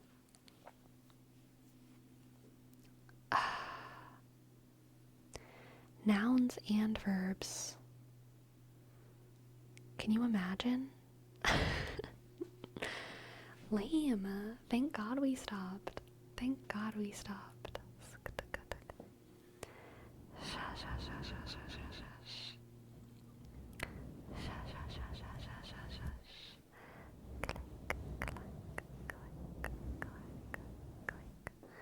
Gendered verbs sound like hell. Yeah, I mean Latin did it too. Craziness.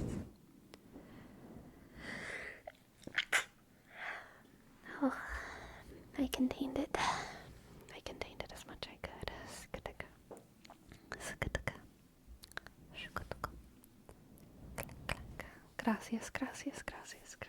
Gracias.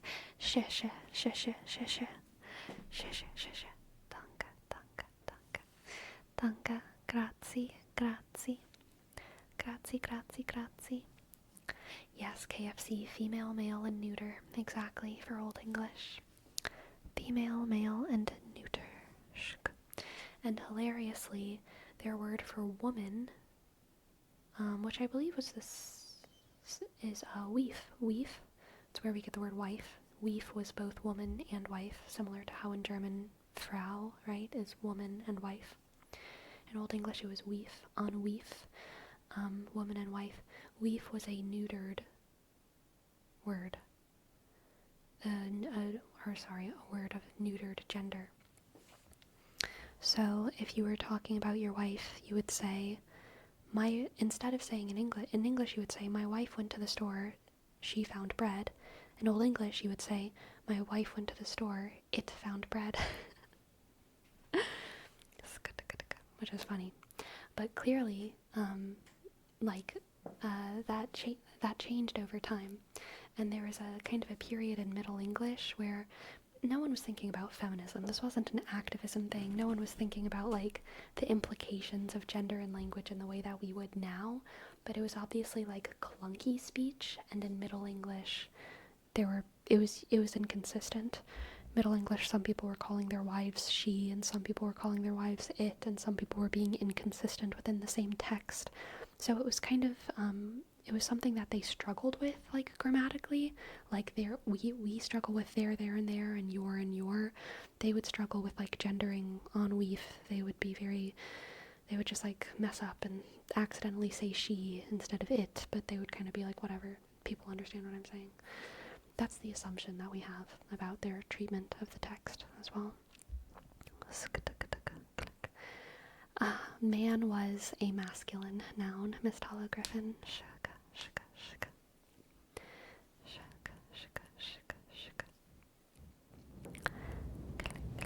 So back then you were calling every woman wife?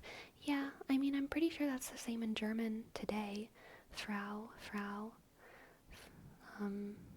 is woman. It can be wife. I guess Fraulein is more wife. Fraulein. But I don't know. Maybe I don't know. I can't remember. But yeah, you would be calling every woman wife. But there's a difference between wife and my wife, you know?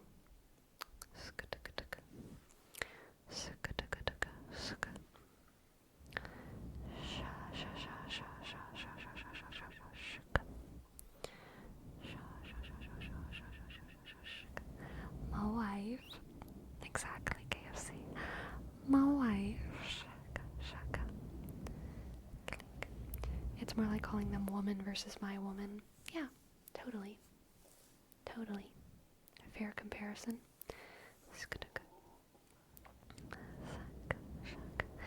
I'm the king of the castle. I'm the king of the castle. Look at my chair. Look at my chair. I'm the king of the castle. Yes, it is break time. Break time, break time, break time. I'm gonna go take a quick little 5 minutes.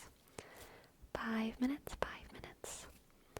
5 minutes. And then I will be back for more tingles.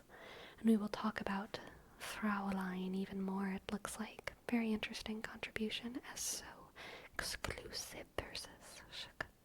Alright, I'll be back soon. I'll be back soon.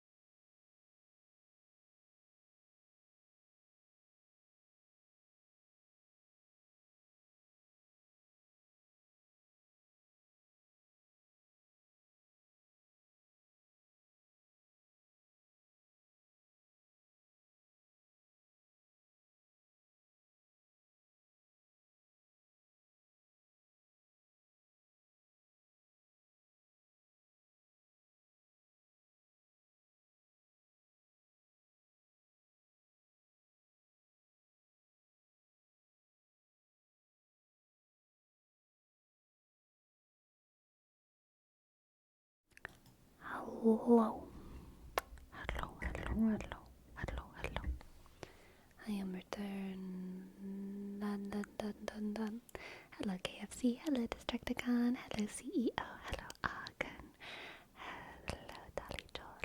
And hello, Ice Krabby. Lovely to have you. Nobunaga, Shaka, the closer. Stitching, stitching, stitching. Stitching. Pyrosocial. Pancake one splat.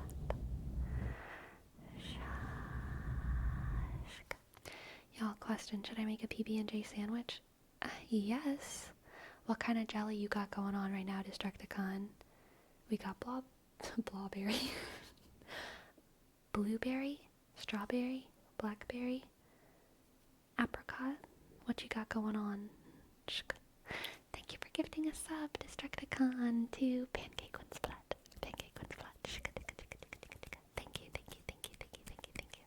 Thank you, thank you. P, click. A, N, C. A, K, click, click. E, W, sugar. Esk. N, D, sugar. S, B, sugar. L, A, sugar. T, sugar. Thank you, thank you. Thank you. Thank you, thank you, thank you, thank you, thank you. Thank you. I made myself a popcorn snack. Yum. I don't like swallowing popcorn. I wish I could just like kind of suck on it and spit it out.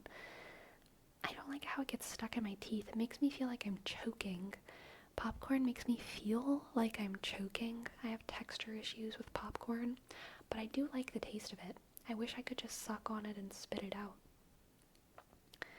It's too wasteful, Destructicon. I cannot. No, I shan't. I shan't. Shush, shush, shush. Why chew and spit popcorn when I could just like eat crackers or chips or carrots? Sugar, click. Sugar, sugar. Sugar. Or grapes.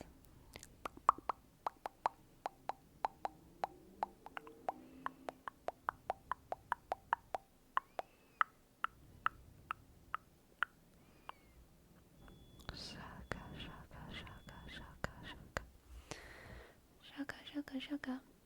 Shaka, shaka, shaka. Shaka yaka daka daka. Shaka yaka daka daka. Last night, I heard a ton of coyotes. It was wild. There was like a pack of them. There's like a pack of coyotes last night. I don't know what time. I think it was a little bit past midnight. Maybe like midnight 30 or something. There was like a pack of coyotes and they were going like... It sounded like the old gods were outside. It was crazy. Crazy, crazy, crazy. Crazy. Shock. We have a word rep for Pyrosocial of crazy, crazy, crazy, crazy, crazy, crazy, crazy, crazy, crazy, crazy, crazy, crazy, crazy, crazy, crazy, crazy. Hello, Crazy. She has started scratching on her scratching post that I got her. She also still sometimes tries to scratch on the carpet though. So every time she does, I kind of say no. I try to put on my angry face, and she does get scared. She'll be like, and then she'll like run away like a little beast.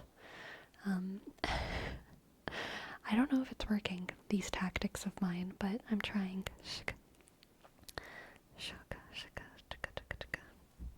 Crazy. Does she use the perch at all? She does, KFC. She actually enjoyed it quite a bit last night. She sat there for a good bit last night. And cut the guardian. Thank you for your prime. I appreciate it. Cut the guardian. Thank you. Thank you. Cut the guardian. Thank you. C U click. T shook. G suck. U A click. R D I dot. A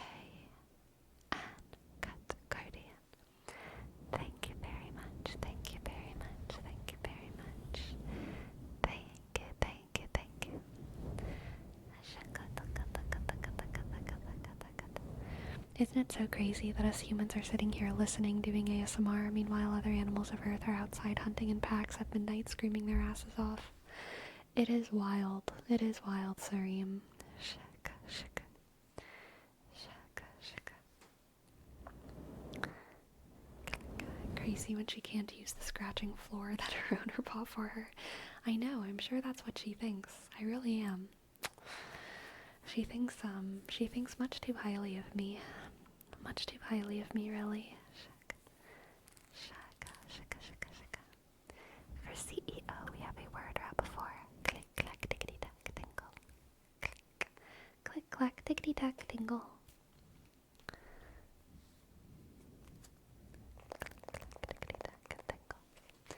Click, clack, tickety tack, tingle. Click, clack, tickety tack, tingle. Sir Duke! Thank you. Thank you for your prime, for your 3 months. Thank you, Sir Duke, Sir Duke. Thank you. Happy to help you with your Valheim stress. Shook. SI.R. Shook. DU. K. E6. 7. 8. Thank you. Sir Duke, Sir Duke, Sir Duke. Click, clack, tickety tack, tingle. Sir Duke and Agen has triggered an event. Listen up, class. I have a very important question to ask you all, and if you answer correctly, you'll win back scratches for the entire class, okay? So put your thinking caps on, put away your flashcards, no notes, and here's your question. What is the capital of Wyoming? What is the capital of Wyoming? And here's your hint. Y, click, O-Y, click, is an, click, so shy. Y, suck, oh, Y, click, is an, click, so shy. Y, oh, Y, is an, so shy. Why, oh, why is Anne so shy? Shh, shh, shh, shh, shh, shh. Shh, shh, shh, shh, shh, shh, shh. Gonna be and be Green Ninja Jam, CEO Sebastian Sugar, Pyrosocial, Eye of Newt, click, Jose, and Brother Jigs. Very good job. You've won back scratches for the entire class, and I'm very, very, very extra proud of you. Very good. Very good. Scratch, scratch, scratch. Scratch, scratch. Scratch, scratch, scratch, scratch, scratch.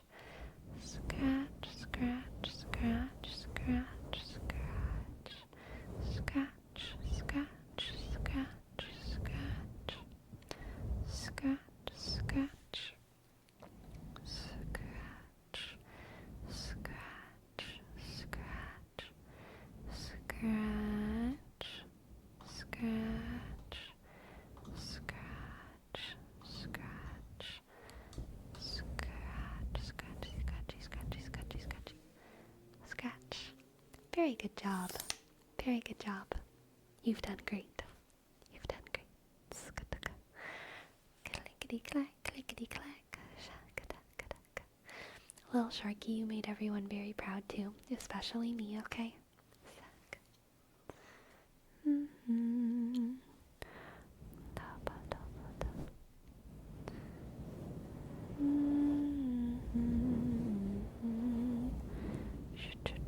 Rhymes with interim, sarum. Gotcha. Gotcha. Sarum, sarum, sarum, sarum, sarum, sarum. Hello, girl. Do you want to get back in the window again? Do you just want to walk around? Can't tell. Sarum. Sarum. Do you want to do a pull-up onto this chair? Is that what you're aiming for? Shut up. Sorry.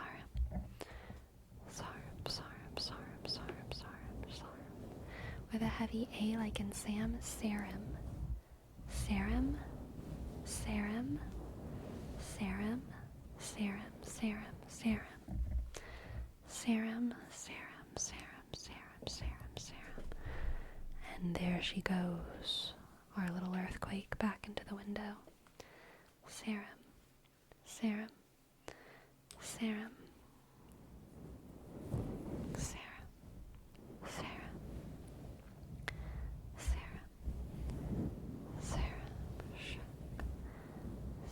Sarum, Sarum.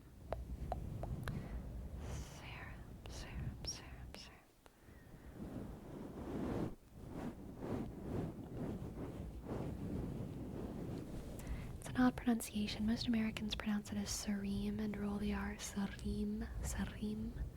Maybe they think it's Southern American or something. Sarim. To me, Sarim sounds Arabic. But Sarum, I don't know what Sarum sounds like.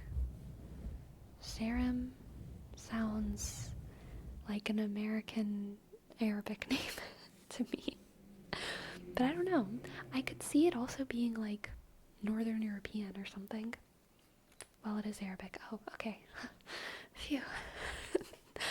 Thank goodness. Had me worried there, Sarum. Clickety.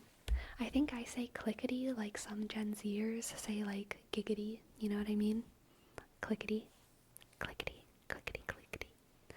Clickety. Clickety. Sounds like my Korean friend's name, Sarum. Ooh, yeah, see that AE in there? That's so Korea coded though. Like, I feel like that looks so much more Korean when you just add another little letter in there. That's a millennial thing. Those that grew up watching Family Guy. Is giggity from Family Guy? I didn't even know. Did someone say skibbity? Is skibbity more Gen Z? Skibbity. Clickety. This is so ironic. I was just watching one of your YouTube videos and saw you at a Twitch and came to follow, and you're live. I am in Dreamer. Welcome in. Yeah, you might be thinking of Skibbity. Gotcha. It's Quagmire? I don't know what that is. I've never watched Family Guy. So I, in this moment, feel like I don't belong with Gen Z or millennials. I just belong with the theater kids. I guess. Shuck. Relax. And South Park? I can't do it. I don't like South Park.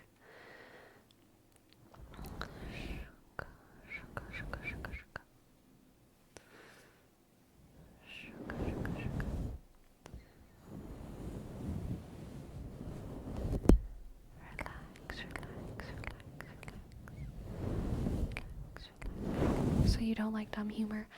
I love dumb humor. I just don't like specific types of dumb humor. And it's hard for me to describe exactly what types.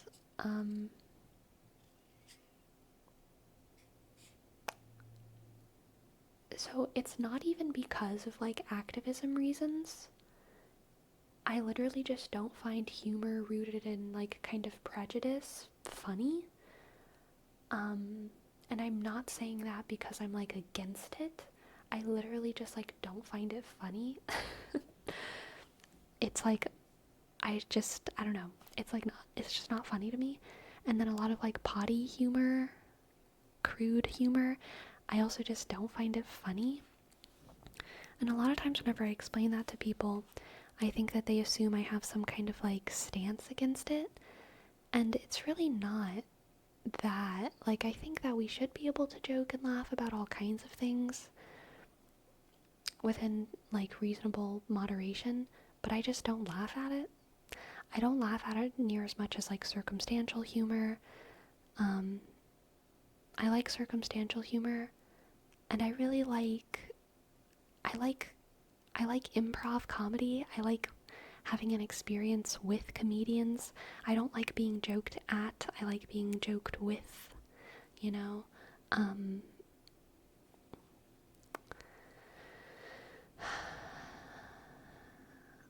In real life I laugh very, very easily. I feel like I'm constantly laughing and like giggling, but like it's really, really rare for me to laugh at any kind of media. I feel like anytime I'm watching something, I just have a bad sense of humor because I just find nothing funny. But then as soon as I'm in real life, like a leaf will fall and like land in a weird way, and I'll like crack up about it, you know? So I feel like I'm the problem here. I just find humor hard to laugh at. Humor in movies.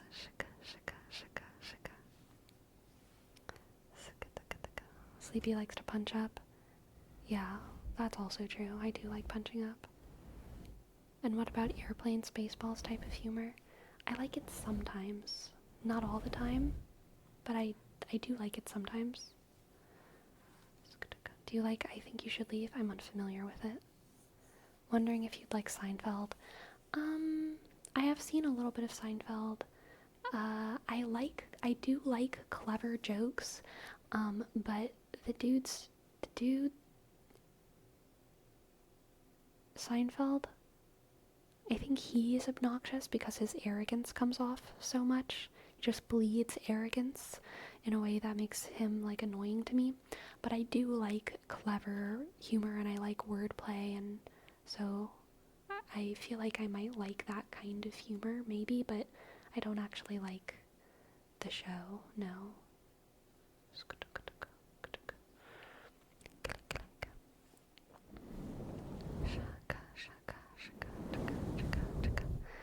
Sarah used to be like that in school when I was permanently sleep deprived, just laughing way too hard at way too much random mundane stuff.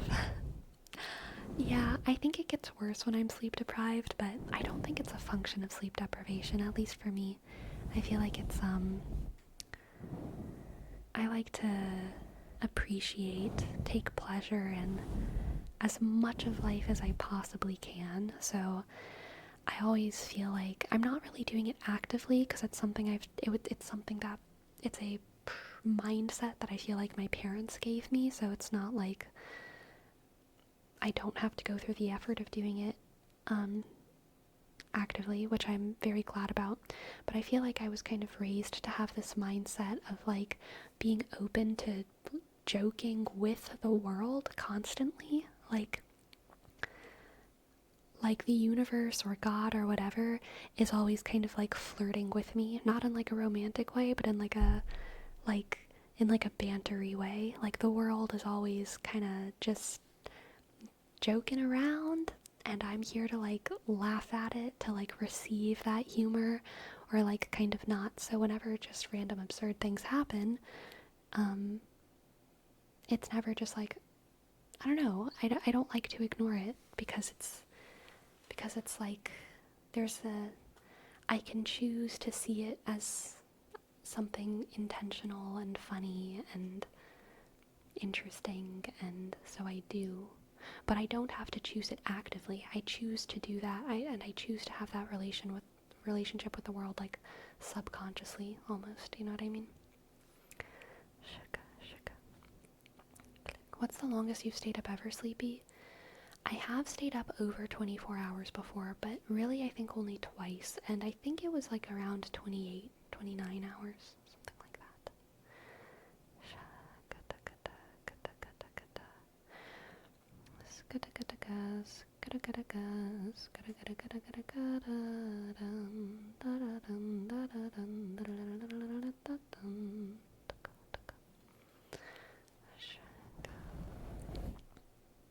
Have you seen Black Dynamite? I have not. I think I've adopted a pretty similar mindset over, but not on purpose. Also, I keep getting Planet of the Apes ads. Like, I'm not trying to hear screaming apes during my ASMR. I'm so sorry, Sarah. I think occurs organically is hard to replicate intentionally. Yeah, I agree. It's part of why I like improvisational comedy so very much. Yeah, I love it. I'm 26, sober and pacifist. Rat boy, thank you. Thank you for gifting a sub. Rat boy, rat boy, rat boy, rat boy. Shik. Y, click, O, U, sk, R, shk, underscore, R, click, A, T, shk, underscore, B, click, O, click, I, dot, rat boy, rat boy, rat boy. You're a rat boy, you're a rat boy, you're a rat boy, thank you. Thank you. Click, clickety, click. Sha, sha, sha, sha, sha. Sha, sha, sha, sha, sha, sha. It's literally an ad that begins with loud monkey screaming and I hate it. Ugh, that's rough. That would be so rough. You know what I hate? I hate radio ads that have car honking noises in them. Oh my god, it like triggers me. It's legitimately a reason why I don't listen to the radio as much. It makes me not want to listen to the radio because of cars honking inside of the radio. I can't do it. I hate it when they use sirens. Yeah. Shaka, shaka, shaka, shaka, shaka. Shaka. Shaka, shaka, shaka. Clickety clack. Clickety clack. Clickety clack. That shit is honestly dangerous. How's it even allowed? I know, it's crazy. You know how we banned gambling ads to children? We should ban loud ads to me. Yeah, I mean, so I have noticed that there are a lot more like ASMR ads that I've been getting on YouTube. I don't often get them on ASMR videos because there's a very small number of them, and most of them are for feminine coded products, which is unfortunate. I wish there were more for like all products, but a lot of like makeup ads and hair care product ads are like, you know, bottle noises and like slow sticker removal, and they don't have like background music. And they are very like ASMR-y and relaxing. Big red, what the heck? Oh my goodness. Thank you. Thank you so much. Thank you so much for your tip, Big Red. Thank you, I appreciate it. Thank you. Thank you very much. Thank you. Thank you for your tip.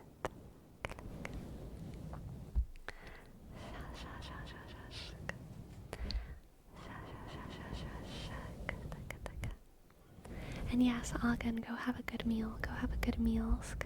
What was I saying? I don't remember. Big Red broke my brain.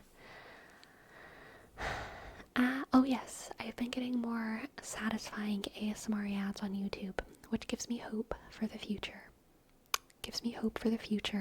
I want all ads to be relaxing in the future. I think everyone would appreciate that, honestly. Even people who don't watch ASMR, I think, get annoyed by like loud, abrasive ads.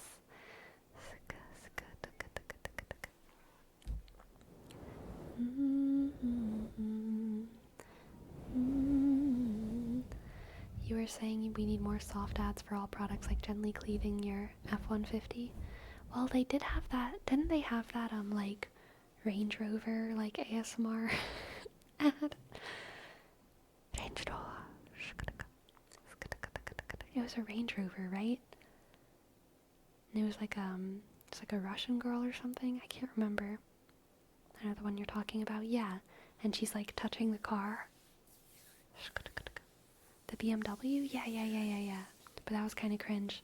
Hey, I'll take it. I love a good cringe ASMR moment, alright? Shush. Imagine the NRA started doing ASMR ads. That would probably be one of the most successful psyops in history. That would be hilarious. That would be hilarious. I think my most hated ads was that Doritos noise cancelling software they released recently. I don't know if anyone else ever got that, but the ad starts with the sound of someone eating Doritos and the mic's all the way in their mouth. Ugh. That sounds horrible. I never got that one. Thank goodness. Thank goodness. I get Rocket Money ads so much, I can like sing along to them like they're a song, even though it's just a guy talking.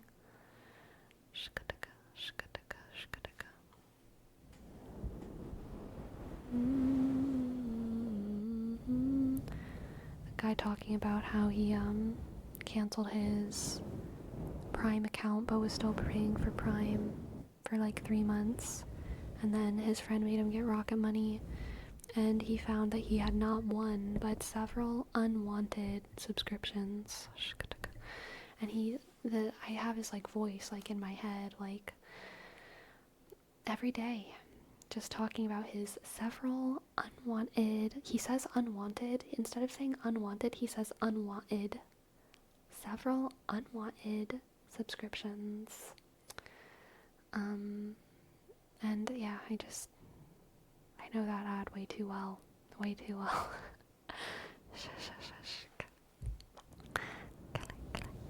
I have a gatekeeping flaw with my personality. I don't like the videos that do massage videos or zoomed in videos and then dub in ASMR sounds for the relaxation.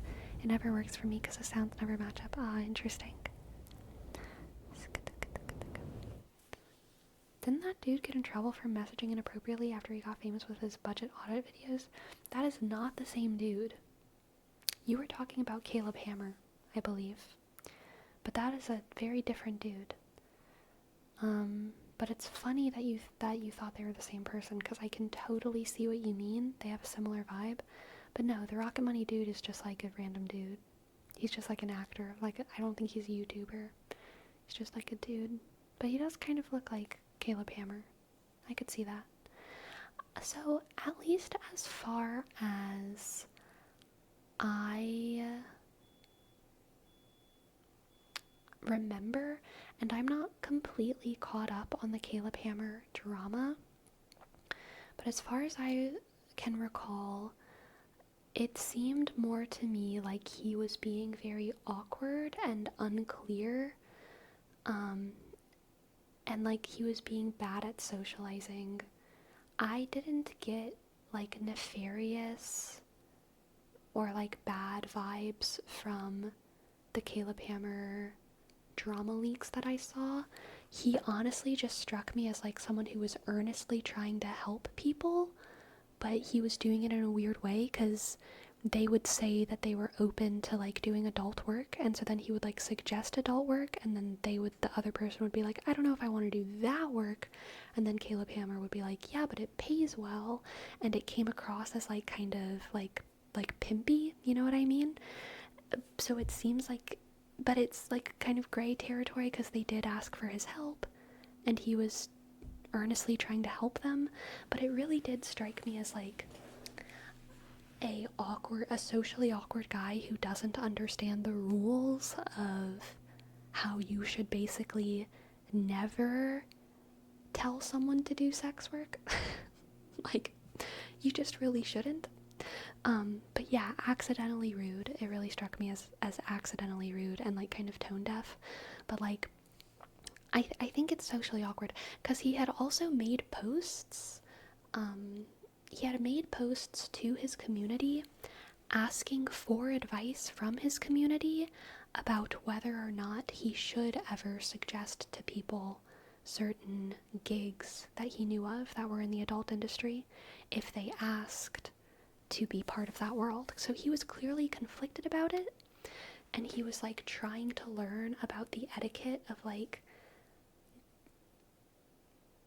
because he didn't want to,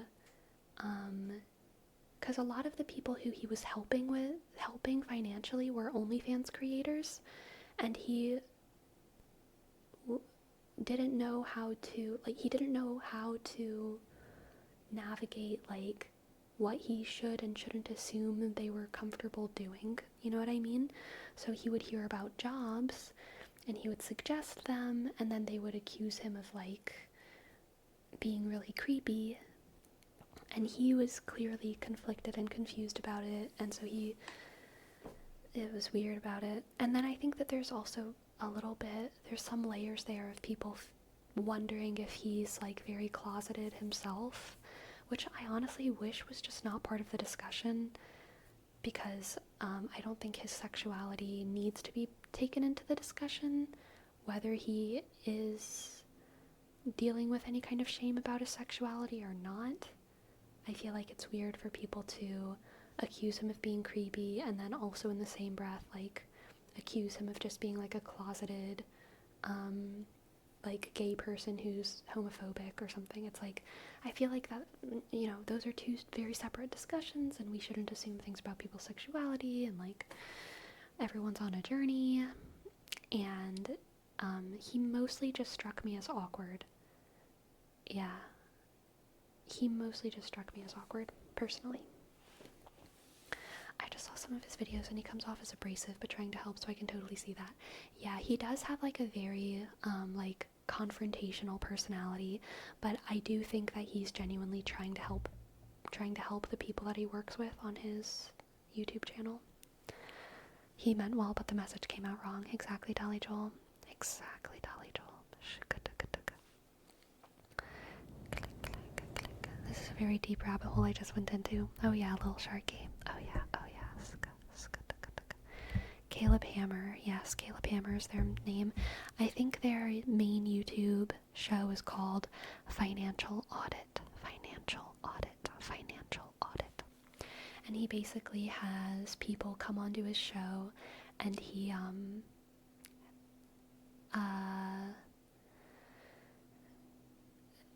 it's kind of like a freak show, honestly, except for money. He is genuinely trying to help people to the same degree that maybe someone like Dr. Phil is genuinely trying to help people. He does offer services, he does give them real advice, sure, but also this show is inherently a little bit exploitative of, like, people's financial struggles. People come onto the show and they lay out all of their dirty laundry, all of their credit card debt, all of their bad spending, and then Caleb Hammer kind of shames them for it and says, you know, you're very bad, you shouldn't be spending all this money on going out, you shouldn't ever have a credit card, you need to do this, you're very, very dumb and idiot, and also I'm going to give you a lot of resources to help you. Personally, the show can definitely come across as a little bit too mean sometimes for me, but also sometimes I like the show, you know, I like it because it's interesting, I like learning about money, honestly, and I think that there's some good education in that show about like financial management. I personally didn't really have a lot of, like, financial education in my life, so I think that it's you know, I can learn things sometimes from listening to other people's stories about managing money and the things that can go wrong and blah blah blah blah blah. So, like, there's merit to it, and he does seem like someone who's trying to help people, but he seems awkward. He seems socially awkward, which, like, what YouTuber isn't? But he is especially socially awkward. He's especially socially awkward, for sure. And a lot of the creators that he has on are people who may or may not be willing to do work that is unconventional. So he offers them, and he has offered them, unconventional jobs, and then yeah, they were creeped out by it.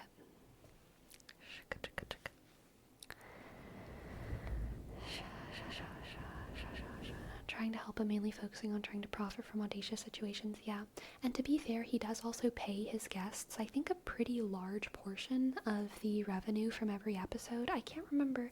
Originally, whenever I looked into the drama, I did I mean, he did disclose like what his contracts look like, and I remember it was pretty generous. It was like 50% or something, of the revenue from every YouTube video would go to the person. So like that's very generous, which is good.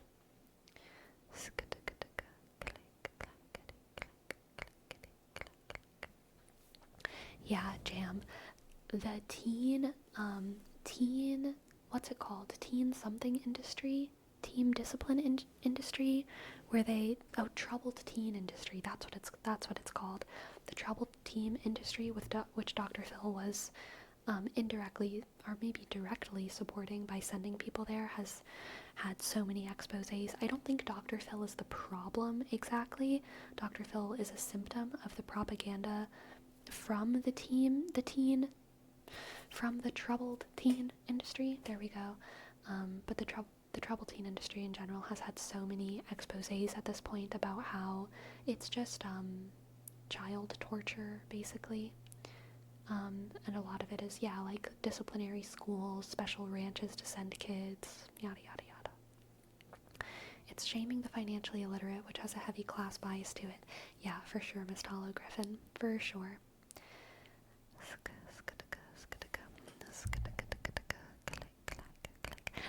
WWJCD. Oh, thank you for your prime. Thank you. Thank you, www. W, click, W, click, J, sk, C, D, shukadaka, O. Thank you.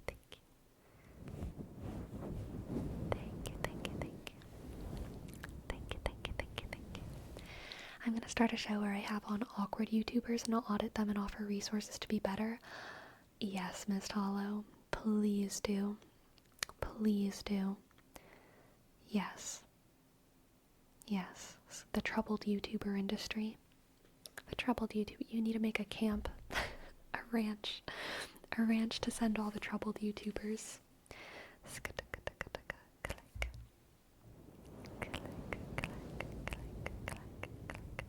Yes, absolutely, Big Red. I can absolutely do a reading for you. Like DARE back in the 90s and early 2000s? No. DARE was education. There was no DARE facilities where they were sending kids in like a boarding school situation. So DARE is different, Destructicon. The troubled teen industry is more about like, when you send your kid to an alternate educational institute or a like disciplinary educational institute. It's usually like a boarding school situation. And they stay there for some amount of time and are taught to be better. They would send kids to juvie to spend a day there and show them inmates in jail, though. That's not the same thing, though, Destructicon, because it was like, what, one day? It's bad. I agree that it's bad, but I don't think DARE was part of is considered part of the troubled teen industry.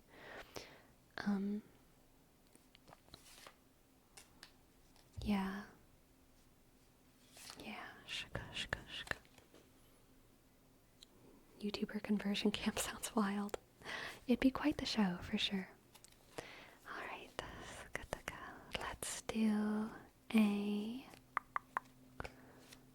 let's do a reading for Big Red. Got a quick jumper on my lap. Let's see what we got. Our jumper is the star. Big red star. I'm feeling a little bit red. I think it's time to change our lighting a little bit. Star.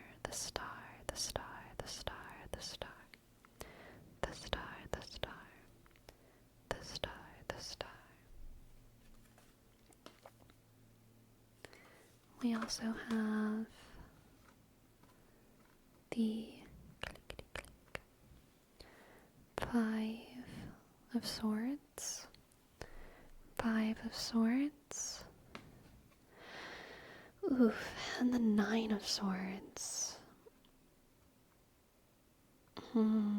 Okay, I'm getting a trapped bird motif big red trapped bird motif. I'm sure you know exactly what I'm talking about,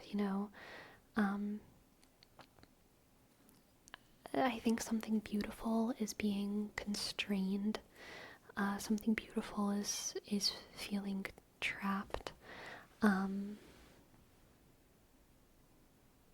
Something beautiful is trapped, and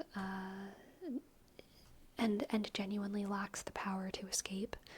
I'm getting like a Elizabeth Barrett, the poet Elizabeth Barrett, or like the Joanna in Sweeney Todd, or what's another motif like this? Sword Art Online Season 2, Fairy Girl Trapped. Rapunzel is also this motif. But yeah, I think that there's something like beautiful and precious, and it genuinely does not have power of its own to escape incredibly controlling circumstances. Circumstances that want to snuff out its light, circumstances that want to use it and keep it and not share the beautiful thing. It's trapped, and afraid, and a genuine like lack of power. Okay, let's see. We also have the Queen of Cups, the Hanged Man. The Queen of Cups, the Hanged Man, and the Ten of Cups. Okay, so this is, thank goodness, we got some turnaround here. Some turnaround on hope and happiness and emotional fulfillment. Ten of Cups, Queen of Cups, and the Hanged Man. So, interestingly, I feel like patience here is the key. Perhaps the captor, whoever they might be in your story, Big Red, the captor, might eventually simply tire of his pursuit, or they might die. But the Hanged Man is always about patience and about being still. This was Cinderella. A lot of people think of Cinderella as people like to look at the old Disney princesses and say like, oh, how weak they were, that they weren't warriors, they weren't strong women in like the literal sense of like chopping off heads or killing Huns or whatever. But the original Disney princesses were very, very emotionally strong and very mature and absolutely feminist icons still to this day. I just dropped your Ten of Cups. But Cinderella, one of the things that Cinderella did not have the means to leave her circumstances, but she found a way to take her circumstances and make a beautiful, livable fantasy out of them. She found a way to have fun, to romanticize her life, even though she was effectively enslaved by her stepmother. And that takes a lot of emotional fortitude and emotional strength to be able to take what could be a horrible situation and handle it with such grace. And I feel like that is what this reading is calling you to do in Big Red, to handle a situation with grace and patience, and know that better things are just around the corner, but it's going to take a while. It's going to take a while, and unfortunately, I think there's a real enough lack of power for now that the shitty circumstance isn't something you can fight your way out of. It's not something you can outsmart. It's just something you have to wait out, okay? It's just gonna be something that you have to wait But once that situation is waited out, I think the floodgates of love will open. The floodgates of love will open. The Queen of Cups, the Ten of Cups, the bird trapped into the cage. The bird trapped in the cage will emerge as a swan. The bird trapped in the cage will emerge as a swan, big red. I think I said this in a reading yesterday, but another phrase that's in my head right now is learning to suffer wisely. Learning to suffer wisely. Learning to suffer wisely. So that every situation can be a chrysalis for you to grow in, for you to gain power in, even if it's not apparent. Even if it's not apparent. You are growing, you are learning, and whatever trapped, beautiful thing must stay constrained will emerge so much more powerful than you can understand for now. Okay, Big Red. Let's get some more cards. We have Judgment, the High Priestess, Judgment, the High Priestess, and the Ace of Wands. The Ace of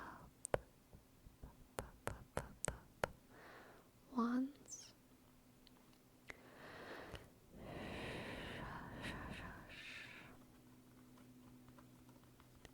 Blue dabba dee dabba die, dabba dee dabba die, dabba dee dabba die. Shaka shaka shaka.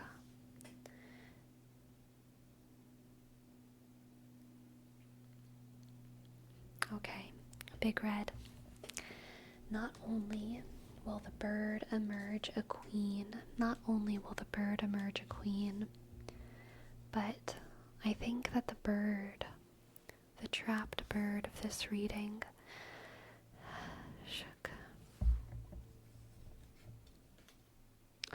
I'm fully getting like Elizabeth Barrett here. I feel like this reading is about someone being able to use their constraining circumstances to become a communicator, specifically a communicator with Judgment and the High Priestess and the Ace of Wands, an artist communicator who can, and yeah, there's that Cinderella vibe as well of like romanticizing their experience in order to communicate wisdom to other people. Learning to romanticize your life. I feel like there is a distinction that should be made between romanticizing something and glorifying something. I think that there is almost nothing that is bad to romanticize if it is your current lived experience. I think trying to find the artistic value in one's life, especially if there is no other value, reaching out to like the soul of artistry to say, you know what, there's a beauty to this suffering. I don't think that's wrong. And a lot of times people say, don't romanticize this, don't romanticize that, because it's bad.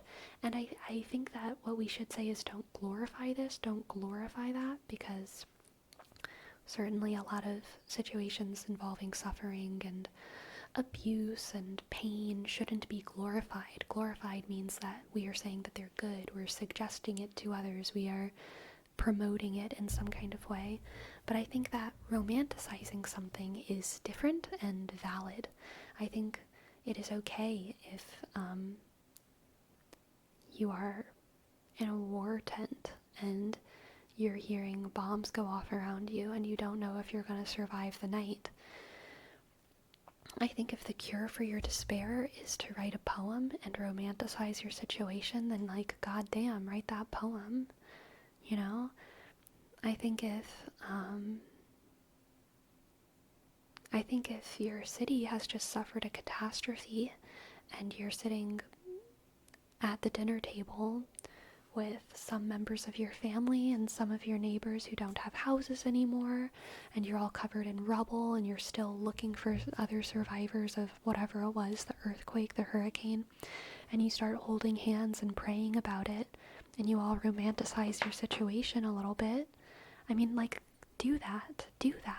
I think that that's good. I think that there is so much wisdom and value in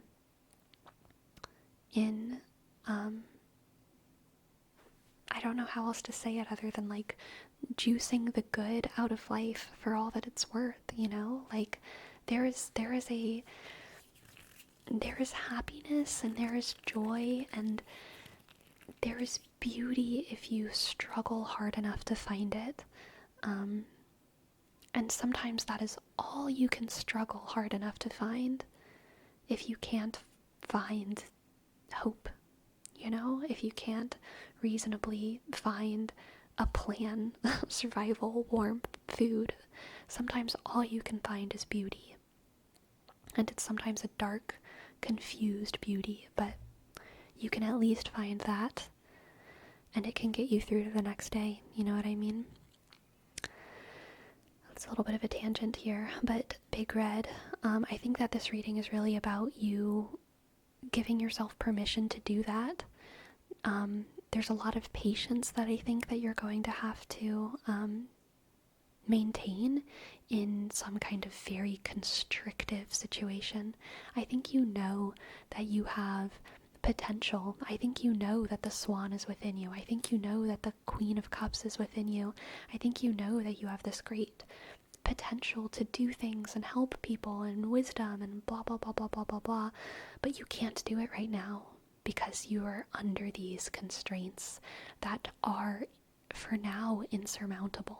They are insurmountable for the time being, and so the only thing that you can do is be graceful and try to find the romance and beauty of your situation so that you can learn from it, so that you can try to grow in wisdom rather than despair. And then once those prison cells open up, you can share that wisdom with the world, and you can emerge the swan, you can emerge the Queen of Cups, and give that healing water of art to the people who need it the most. The High Priestess is a healer.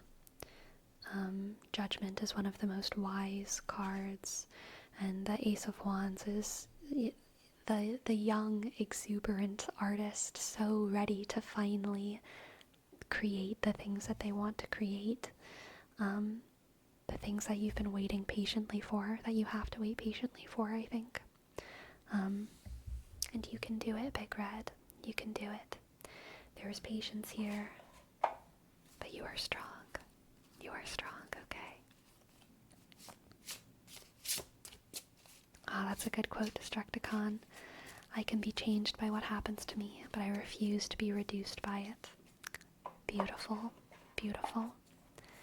Okay, and for the oracle we have the wolf and rosehip, guardianship.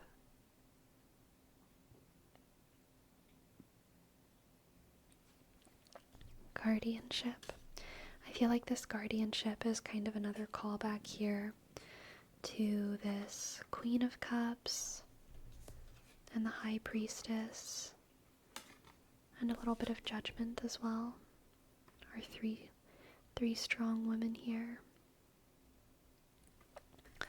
If you don't know the story of Elizabeth Barrett, who eventually married Robert Browning and became Elizabeth Barrett Browning, I feel like that could be a story that, I mean, I see it in this reading very much, so maybe it could have some importance to you.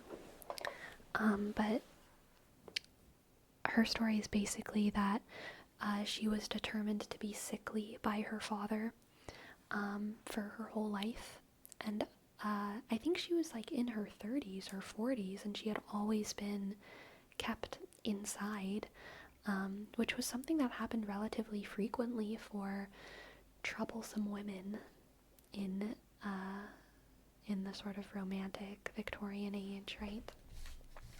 Troublesome women were deemed sickly.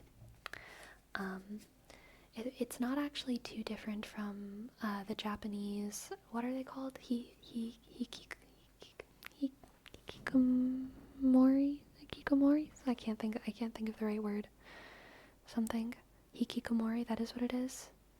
Hikikomori, like the kind of hermit men, except that's usually like a self-imposed thing, whereas like in the romantic age, well, and it was sometimes self-imposed. There were women who would just say like, I'm sickly, I can't work. And they would just stay inside and kind of refuse to do anything. But it was also sometimes something that was like projected onto them by their guardians. And in Elizabeth Barrett's case, her father like basically kept her confined to the household for most of her life. And she would write poetry, and I think she was publishing it.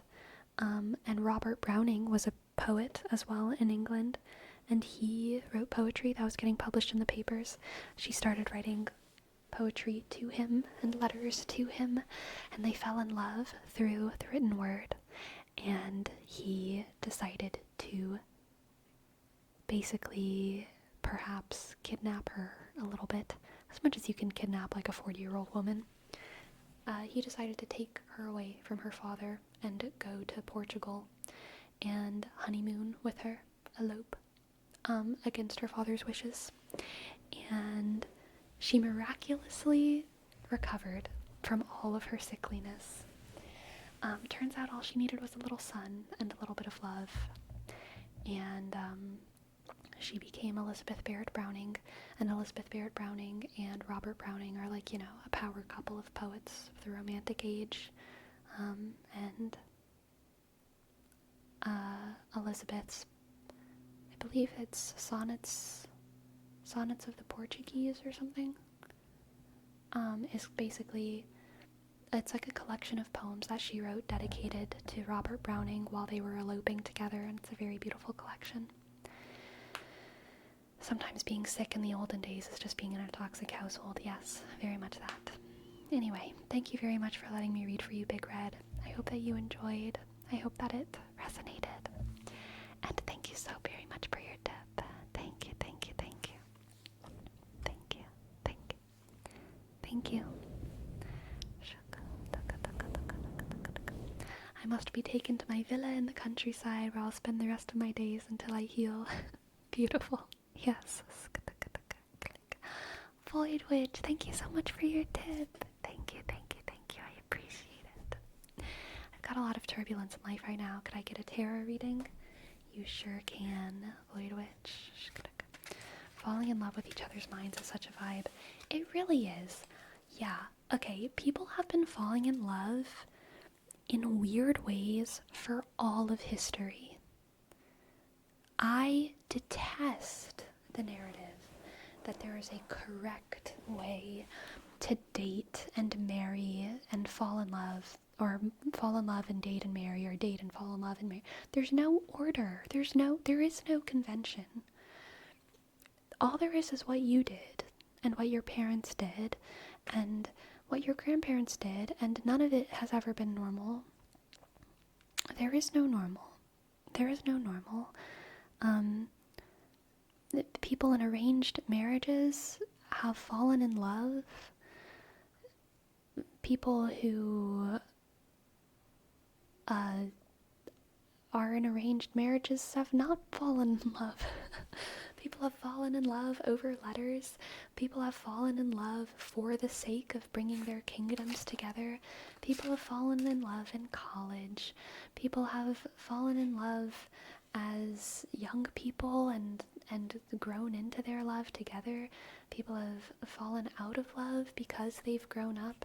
There is no normal, and all of life is very weird, and all of us are individuals, which is kind of funny. Like, we are no squirrels, that's for sure. Most squirrels just all do squirrel things the same as other squirrels. Humans, it is not so. It is not so.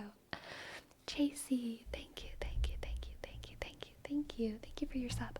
Also, Chasey, you reminded me, I think I missed a sub earlier. So I would love to thank Prometheus as well for your sub. Thank you, Prometheus. Thank you for your 4 months.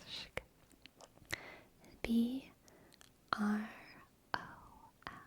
click, ET, shk, H, E, sk, SO, shk, G, click, and Chasey as well. Chasey. Thank you for your sub. CH, click, AI dot SE, sk, 0, shk, 4, shk. Alright, let's do a reading for Void Witch.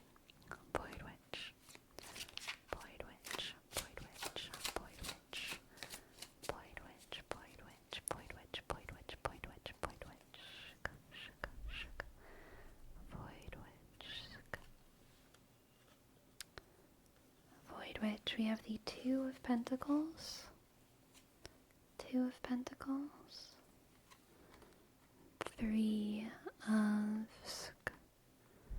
Wands, and the Three of Pentacles.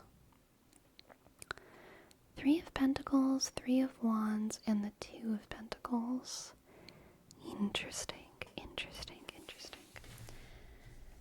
I can feel the turbulence, Void Witch. I can feel complicated relationships. I feel like there are relationships that are important to you that feel like they have strings attached.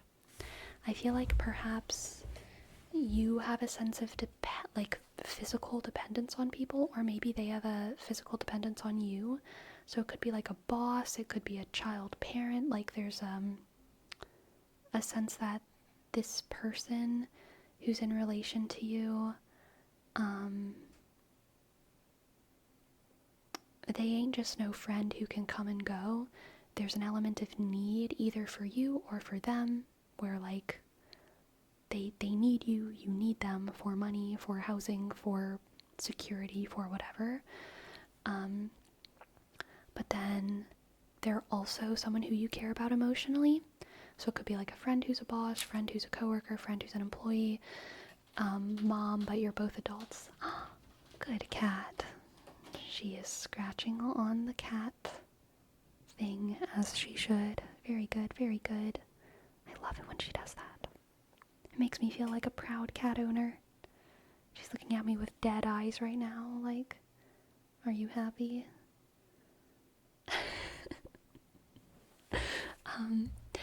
But there's someone who you care about on an emotional level as well, Void Witch. And with the Two of Pentacles, I feel like you are spread thin. So it's like there's someone who's depending on you, or maybe you depend on them, but also one of you, I think it's you, Void Witch, you like don't have time. You don't have time to do your part in the relationship, and you really wish you just like didn't have to. And you know, if they were like either just a friend or just a boss, you wouldn't have to do this emotional labor. You wouldn't have to like care for them in the same ways, but like you do, because it is a multifaceted relationship.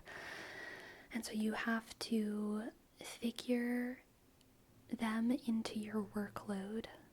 And I think that you're feeling juggly, you're feeling unbalanced, you're feeling overwhelmed, feeling spread thin, and that is just no good. Are you trying to get up, girl? Jump. You are strong. I know you can jump. I'm not that high. Do you want me to help you?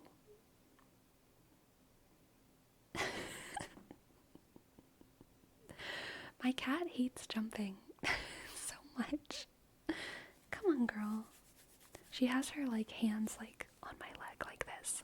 I don't really want her to do a pull-up using my leg though, because then her claws will dig into my leg. So I have to be a little bit, oh my goodness, okay. I'm just gonna pick her up. Yeah, I know you probably just want to use me as a stepping stool, or maybe you do want to stay here. I don't know. I think she's chilling on the lap. Okay. I have 2 more cards for you, Void Witch.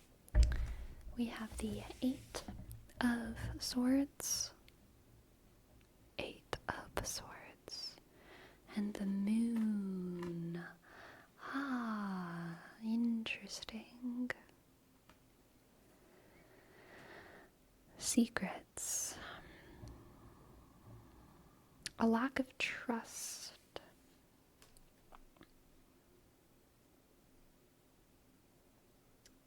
Okay. I think that the reason, this is very, very specific, Void Witch. I hope that this resonates, because it's quite specific. I think that you are aware of what I'm about to tell you. I think that the reason this other person is asking so much of you right now is because they don't know that you have something on your plate, because you don't want them to know that you have something on their plate. Or sorry, that you have something on your plate. I think you have a secret thing on your plate. It might be something that you're ashamed of. It might be something that you specifically don't want them to know. And I think that you know that if they knew you were going through this thing, they wouldn't be asking you to do whatever it is they're asking you to do. They wouldn't also be loading stuff onto your plate. But,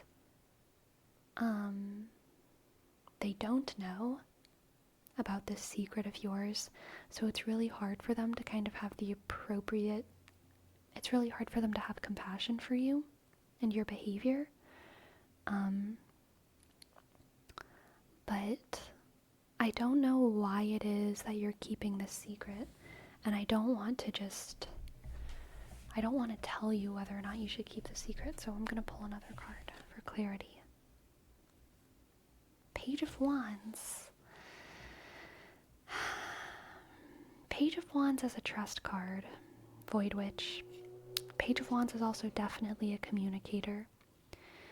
I feel like the solution that the tarot is giving you, Void Witch, is to open up and to explain your side of your experience to someone, Void Witch. I think that is what needs to happen. I think someone has a lack of compassion for you right now because they don't know something. They are missing data. And I think that you're reluctant to tell them about it because you're afraid for some reason. You've kept it as a secret. Probably for a good reason. But it might not be a good enough reason anymore, Void Witch. It might be time for that secret to come to light so that someone can understand that you need to be the person who's cared for right now, that they shouldn't be putting so much on your plate.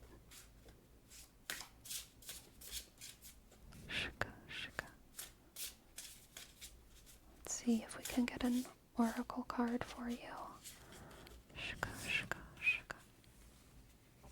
We have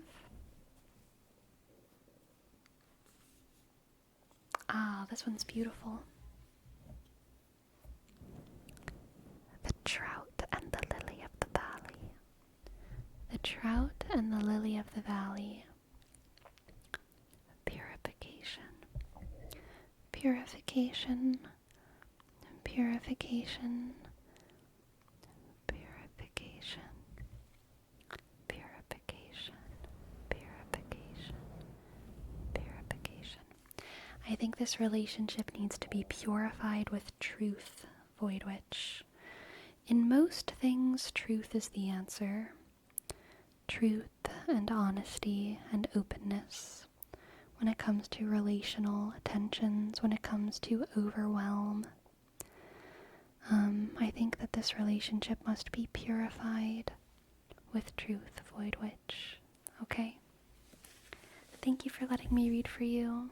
I hope that resonated, and I hope that you enjoyed. Thank you, thank you, thank you. Thank you, thank you, thank you. I left my water in another room.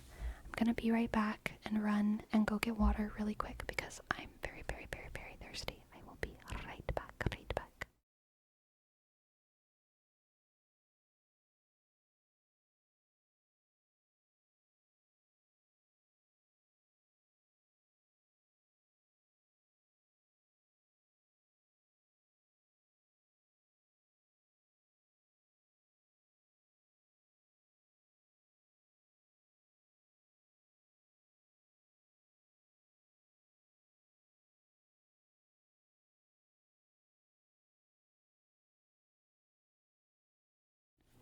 I'm back. I'm back. I turned on my light while I was at it. Felt like it was getting a little bit dark in here. A little bit too dark. A little bit too dark. Alright. Shush. Ferome. Hello, Ferome. Welcome back, and thank you so much for gifting a sub. Thank you. Very insightful. Not what I was expecting right now, but the cards have a way of digging things up. Thank you, Sleepy. They do, don't they? Ain't that the truth? I feel like the cards, it's honestly rare that the cards answer the question that you want them to.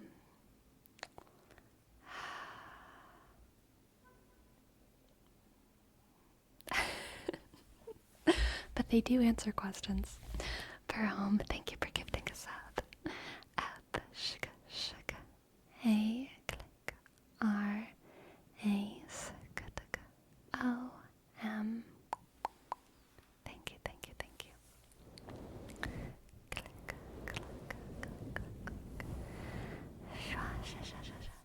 Alright, I have some redeems to catch up on. I believe. Yes, we have a redeem, a word wrap for stitching. Sorry for the loud noise.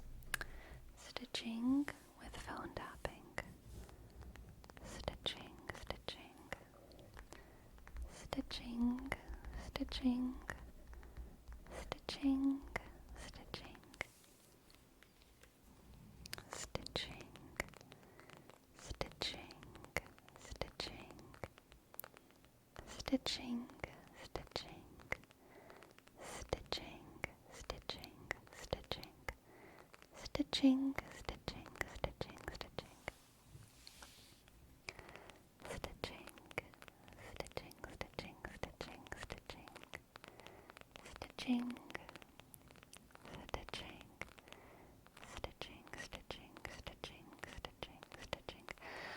McJake, I am delightfully sore today. My lower body aches with soreness. So today I'm going to be doing a lot of core stuff, I think. Core stuff. Hello Hyun, welcome in. I'm so glad to have you and your language tidbits. I did not read our Korean word of the day, but I will scroll up and I will try to find it because I do always enjoy it. We got further information on the first, second, and third. Oh, did we? Let's see. Oh, I think I see it. Silo Korean, 1 is il, 2 is e, 3 is sam. So first, second, and third is ilbeonja, j, ilbeonj, then ebeonj, and sambeonj. Interesting.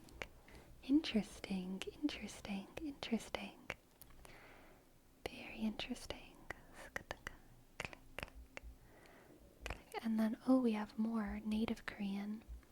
1 is hana, 2 is dul, 3 is set. So first, second, and third in native would be cheot beonje, and dulije, and setje. Interesting. Cool. Now I know. 2 number systems. Amazing. And Stitching. Thank you, Stitching, for gifting a sub to Hyun. Thank you. Thank you, Stitching. Thank you, Stitching. S D click I dot T C H I dot N click G stitching. Sleepy, have you been able to go back to the gym already? Or are those from running, exercising at home? It's from exercising at home. I don't know why I feel so resistant to go to the gym lately. I don't know what's wrong with me. I keep thinking like maybe I'll go to the gym, and then it's not that I don't want to work out. I just work out at home instead. Which is fine. Like, it works for me, and I know I'm still getting a good workout in, but I can't place exactly what my block is right now with the gym. Gym's haunted? Maybe. I mean, I think working out at home is my comfort zone. It's like what I've been doing since high school, right? There's more to life than just gym. You were busy moving homes. I was. For sure. Shika. Maybe once you'll go back, you'll get the motivation. Maybe. Could be just inertia. I've definitely felt that way about BJJ before. It can be hard to reestablish habits. Yeah. I know, she was meowing a little bit. Background cat screaming. Yeah, she's still adjusting to the move. Every now and then she gets the screamies. She just needs to, like, go into the most resonant room of the house and yowl a little bit. What does she scream at? So sadly, she has post-meal depression and post-litter box depression. I don't think it's digestive issues because her food hasn't changed, but I've looked up, like, why does my cat yowl after, like, using the litter box, and it seems like it's just a discomfort thing. Like, usually, like, it can happen whenever you move. The cat feels, like, a little bit unsafe at using the litter box or something, which I imagine is a very it's a very bad place to feel unsafe. I get it. If my bathroom felt unsafe, I would also cry. In her intestines? No. I think her intestines are fine. I think it's just that using the litter box is a very vulnerable experience. So using the litter box in a new home makes her feel extra vulnerable and makes her cry a little bit. Yeah, I really think that that's it.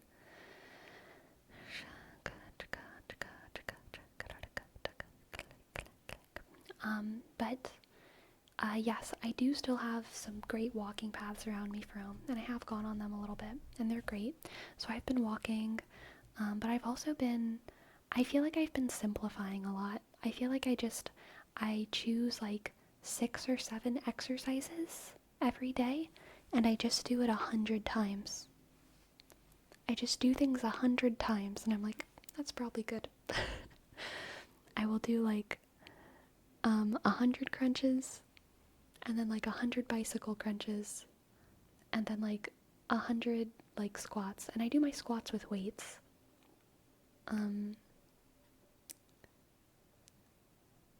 And so I'll just be like, yeah, 100 is good, like 100's good. 100 jumping jacks, I'll just do 100.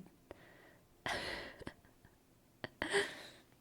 Gracie, are you back over here now? 100 times is crazy. Well, I don't have heavy weights, and I also like I don't want to have to do like a whole bunch of different things, you know what I mean? So I'm just like, I'll just do like 5 to 7 things and just do it 100 times. It goes pretty fast.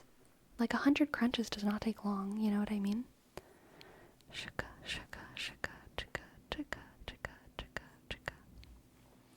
That's not how working out works. It's how my working out has worked for like the past week, okay? 100 in a row. Sometimes I'll take a break at like 30 or 50, like depending on what it is. I need breaks at different times. Korean challenge of the day, phrase or word. Word. Let's go with a word. Word. Whatever you do better than nothing. Yep, I agree. I agree. Click, click, click, click. Click, clack, click, clack. Click, clack, click, clack. Shaka, shaka, shaka. Sleepy, we know you're a leg exercise joyer, so you did 600 leg exercises. So the only thing that I don't do in sets of 100 are, I do like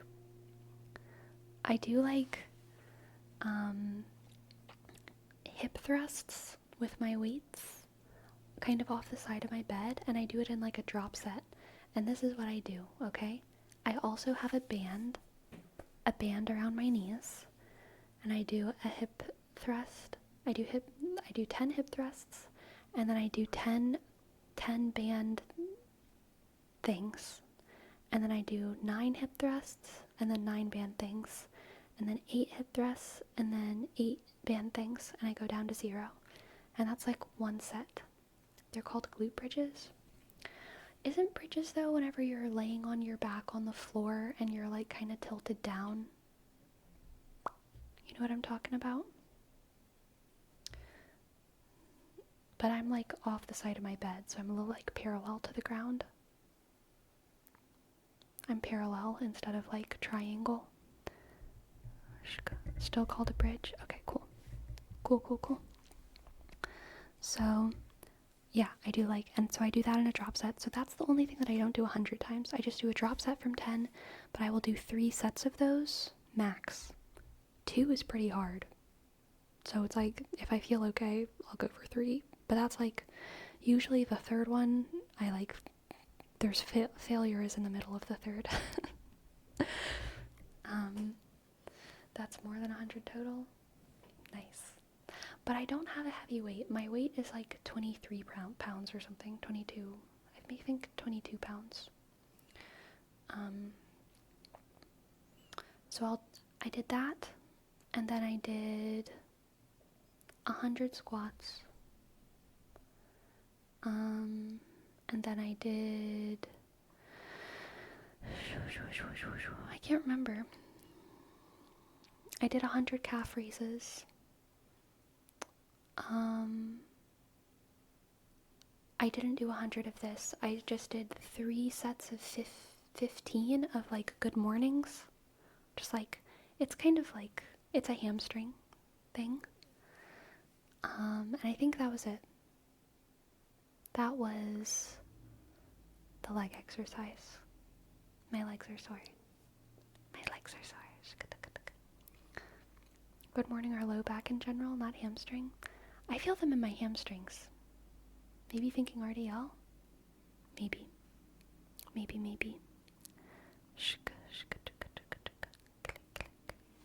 Hello, isolated matrix. Hello.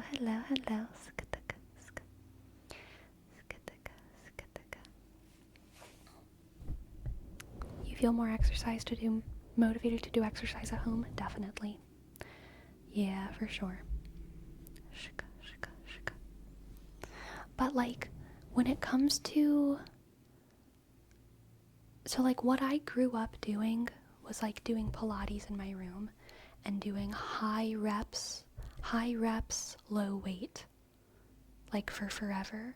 Like the fact that I'm doing 100 of things with a 20-ish pound weight is like, I know 100 seems like a lot, but it's like, it's less than what I used to do. Like in high school and in college, I mean, I would just like, I was doing so many sets, or so many reps, but I would just never have any weight, and it was just Pilates, just body weight. Everything was body weight. And so like, that's kind of like my foundation when it comes to like fitness, I guess. And higher weight, lower reps is something that like I know it's like more in vogue right now, and I also think it is healthier, especially for vegans specifically. I don't remember, someone can fact check me, but I'm pretty sure there's been studies that show that like vegans especially can be benefited by strength training because of differences in how much calcium they're getting and protein, and it can be better for long-term like bone health. So like I know I should be doing probably more strength training with like heavier weights, but I just don't feel like it.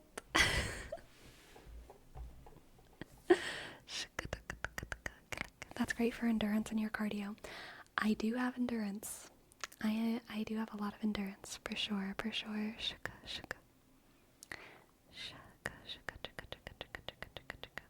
All right, Hyun, give me that challenge of the day.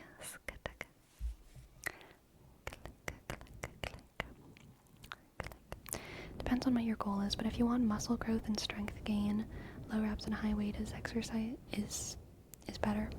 I don't care too much about like muscle mass gain. I would like strength, but honestly, the thing that I want most out of exercising is just like feeling physically able. So it's like, I don't know how to, I want to gain grace. I want to gain physical grace and confidence with doing things with my body. Okay? Yeah, functional strength. I think functional strength is just like the gym bro word for grace, okay? Agility training, yeah, sure. That probably as well.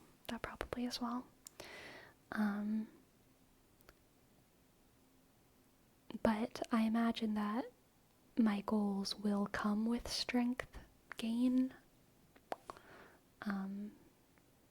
Yeah. But I don't know. I'm also honestly like, even though I have desires, maybe it's even wrong to call them goals, because at the end, like, am I willing to do anything to reach those goals? I don't even know. Like, I kind of just want to do, like, 100 reps of everything in my room, and maybe that'll get me somewhere, and maybe it won't. I don't know.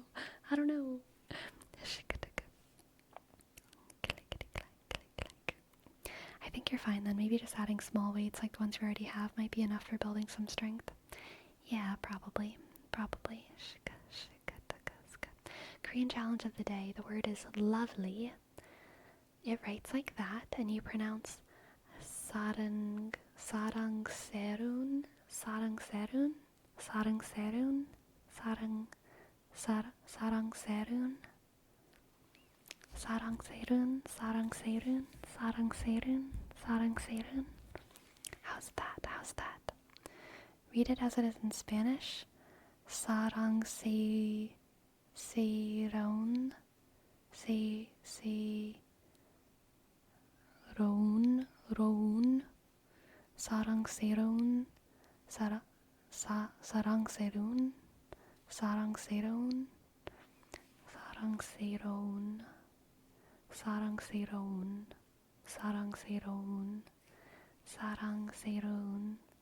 sarangserun, sarangserun. Yay! Thank you, Hyun. Thank you. sarangserun, sarangserun, sarangserun, sarangserun, sarangserun. Lovely pronunciation. Thank you. Yes, you're a good teacher. Depends on your goal. More athletes want power there, but if you just want brute strength, you can just do regular tempo. Ah, interesting.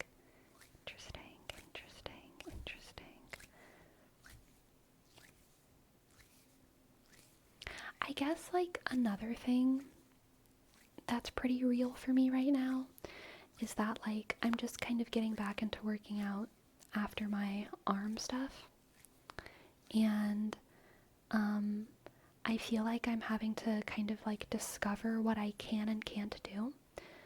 And I'd rather discover what I can and can't do alone in my room than at the gym. Like, even though it wouldn't really matter if I discovered something at the gym, like, oh, I can't do that. Oh, that hurts.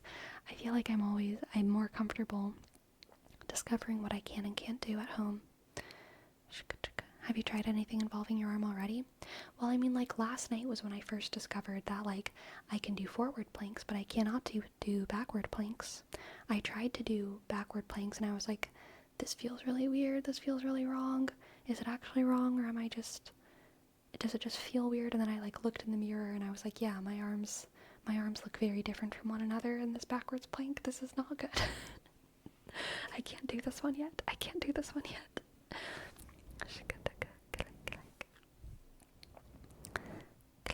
Is a backwards plank like tummy to the sky? Yep, tummy to the sky. Shaka, shaka, shaka, shaka. Shaka, shaka.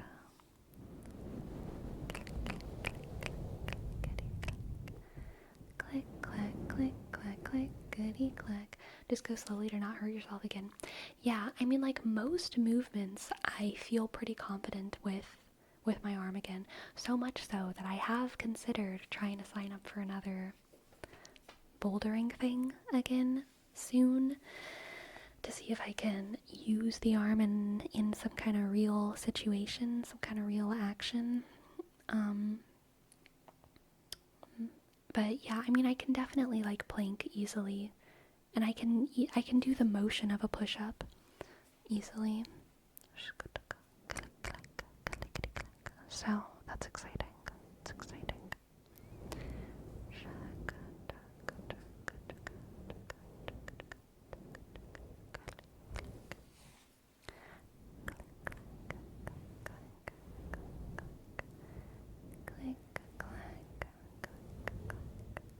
Have you tried an actual push-up just to check how it feels? Yeah, I have.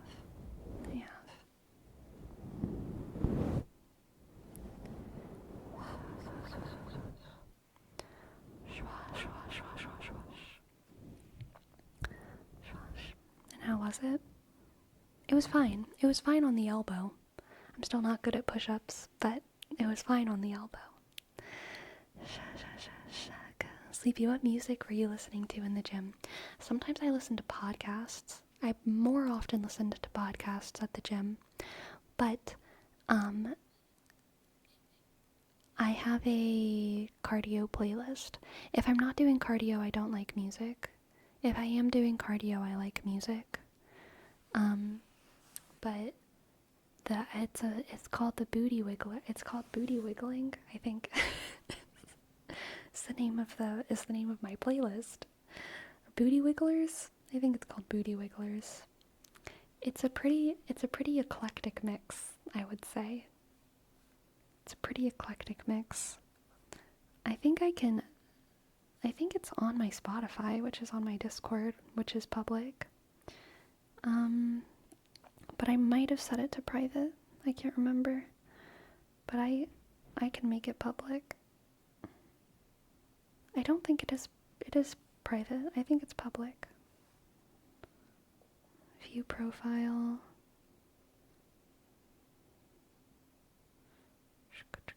Oh wait, no, it's not. It's not public. How do I make it public again?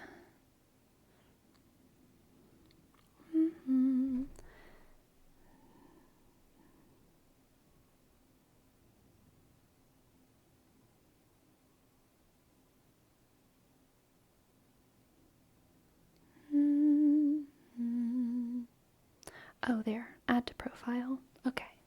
If anyone wants to listen to my cardio playlist, they can go right ahead. It's on my Discord. Shika, shika, shika. Shaka, clickety clack, clickety clack, clickety clack. Shaka. Shaka. Shaka, taka, taka. Shaka, taka, taka, taka, taka. Shaka, clickety clack. Relax, relax, relax. But I agree. When doing weights or anything like that, I prefer not to have music, but when doing cardio, I need the music. Yeah, for sure.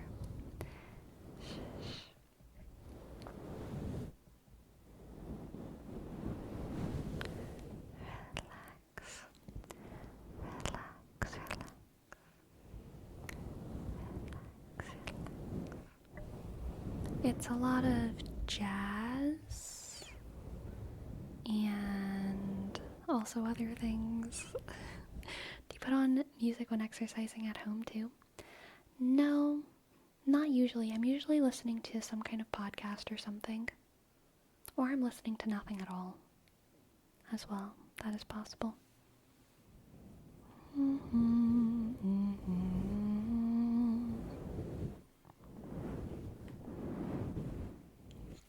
Sometimes I will go pop Pilates mode though, and I will put on a song, and to the beat I will just do like, okay, let's do an entire song of crunches, or an entire song of like inner thigh workout, or an entire song of double leg lifts, or an entire song of, I'll choose an exercise and I'll be like, okay, choose a song with a beat, we're just doing this the whole song.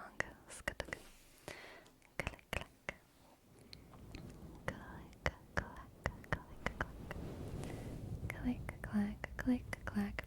Sometimes if I really want to work out hard, I'll turn on a musical and I'll be like, okay, for this song in the musical, I'll do this exercise. For this song in the exercise, I'll do this exercise. For this song in the musical, I'll do this exercise. And that'll be like a full body workout. I will never finish a musical though, because like musicals are too long and I get too tired really, really quick. What's the fastest song beat you've been able to keep up with? I mean, it depends on what exercise I'm doing, so I don't know. I don't even keep track of that. I'm not going for speed. I'm going for reps, because going fast isn't ever the goal. Like, if a song is too fast, I'll just do like, 1 rep every 2 beats or something. I'm just mainly trying to like hold tension in something for a solid like 3 to 4 minutes, Shush. Okay. Pyrosocial. P. Click. Y. Sk. R. Click. O. S. O. Sh. C. I. Dot. A. Sk. L. Sh. And hey, Dolly Joel, you got this. Hey, Dolly Joel, you got this. Hey, Dolly Joel, you got this. Hey, Dolly Joel, you got this. Hey, Dolly Joel, you got this. Hey, Dolly Joel, Jolly Joel, Jolly Joel. Hey, Dolly Joel, you got this. You got this. General for all the boys in chat. And the girls. You got this. Hey, you got this. Hey, Uganda. Uganda. Hey, you got this. Hey, you got this. Hey, you got this. Hey, hey, hey, hey, hey, hey, hey. You got this. You got this. You got this. You got this. You got this. You got this. Uganda, Uganda, Uganda. You got this. You got this. You got this. You got this. You've got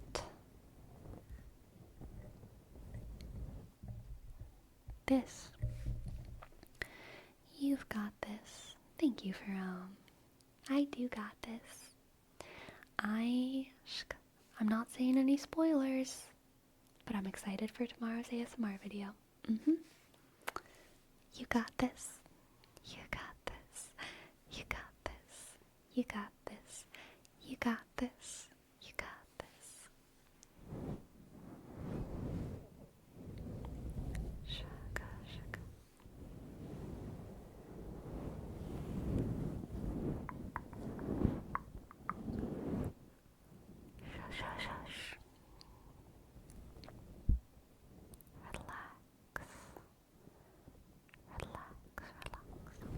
Any clues?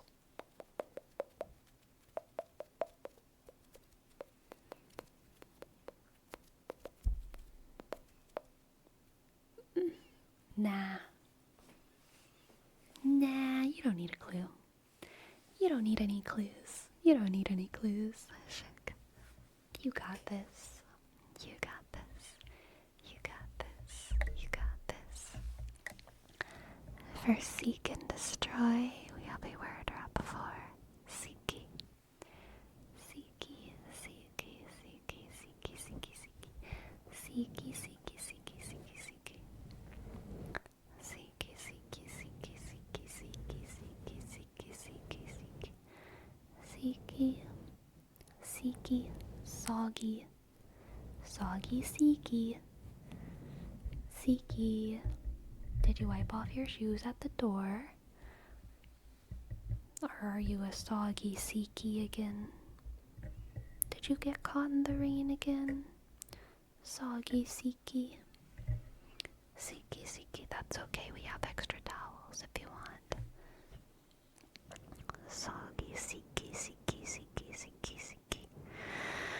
Seeky, seeky, seeky, seeky, seeky, seeky, seeky, seeky, seeky. Make a Jake and click, click. C, J, click. A, K, skutka, skutka. E, click.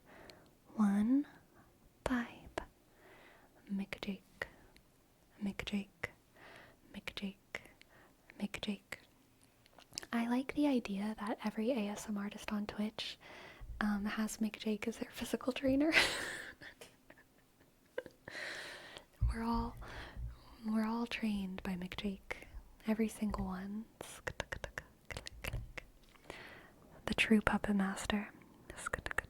Physical therapist. Of course, of course, of course. Sleepy, are you a leave the shoes at the door kind of girl at your place, or do you don't mind? I am a leave the shoes at the door kind of girl, but I don't mind if other people don't. I'm like a leave your shoes at the door, but like it's okay if you mess up. Just like it's fine. I get it. Sometimes I forget too. It's okay. Is this live or a rerun? This is a rerun. I am not here, J-Verge 1. I was here yesterday. I am currently not here, J-Verge 1.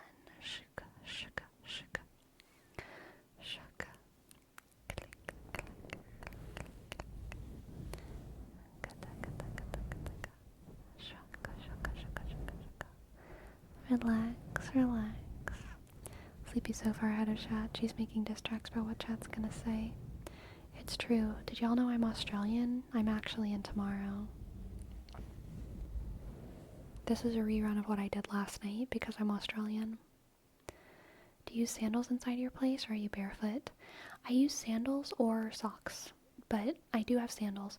On the carpeted areas I'm barefoot, and then on the non-carpeted areas I have some sandals.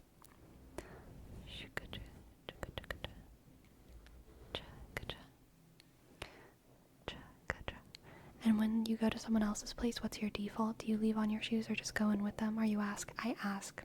Asking is my default. If I, for some reason, can't ask, I take off my shoes. But, I ask.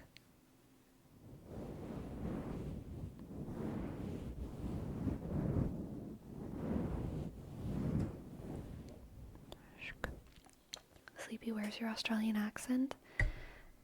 I only have an Australian accent in the future. Because I am Australian, but like you can only hear it if you're on my same like time plane.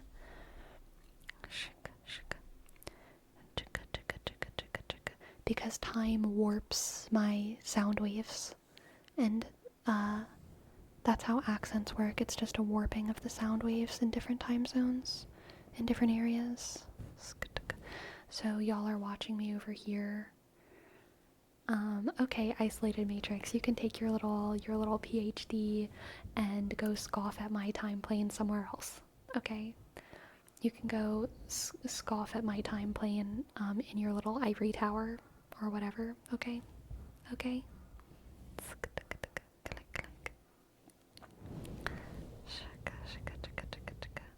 Do you have the camera upside down? Yes, I do. I do have it upside down.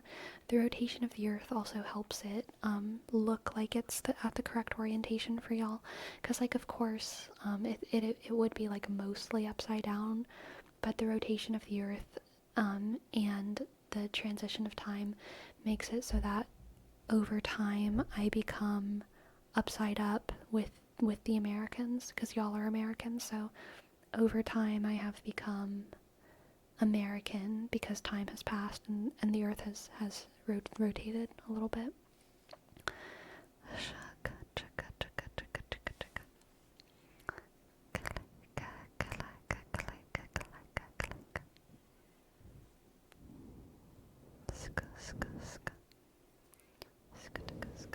I'm glad y'all understand. Mouthful of milk, crit block, triple dock. Welcome to the chat. I'm glad that we have some high IQ members of the chat here. Thank you, thank you, thank you. Yeah, it's a common misconception that Australia is upside down. We're actually slightly diagonal. Exactly, that's what I'm saying. How do you deal with the dilation, especially while driving? If I drive fast enough, I can actually negate the effects of time and space. So it's not an issue. I just have to really press on that gas, you know?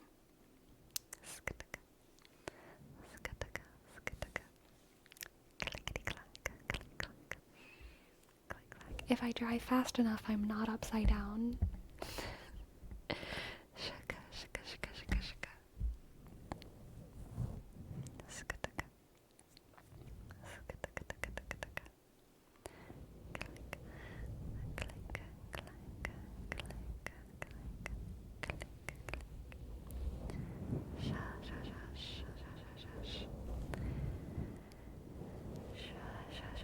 So you drive so fast you invert the time dilation because usually you dilate more as you drive faster. That would be true if I were American, Destructicon, but I am Australian, so it's the other way. Yeah, I drive so fast that I undilate. Exactly, exactly. Yeah, isolated matrix understands. Thank you, isolated. Thank you, isolated.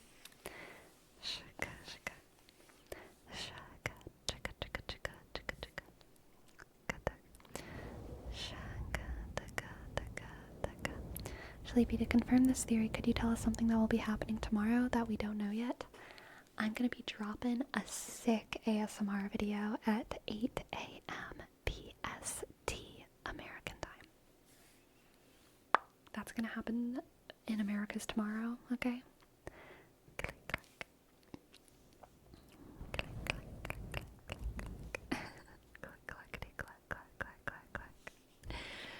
Alright, my friends, what are we naming the stream tonight? What are we naming the stream? What are we naming the stream? What are we naming the stream? And what did we talk about? What are we talking about? Oh wait, we have a word rep. We have 2 word reps. Let's do that. We have a word rep for Rihanna. Rihanna, Rihanna, Rihanna, Rihanna, Rihanna, Rihanna, Rihanna. We did talk about exercise. Rihanna, Rihanna, Rihanna, Rihanna, Rihanna, Rihanna, shook, Rihanna. Exercise. Click. We did talk about massages. Massages. Exercise. Now what else? Percy Jackson the musical. True. Percy Jackson musical, massages, and exercise.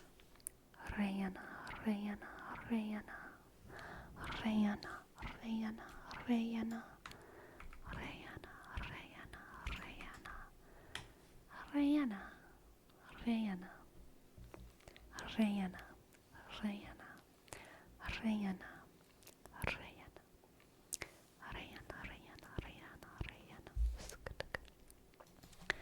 And for KFC, Arnar, Nar, Arnar, Arnar, Nar, Nar, Nar,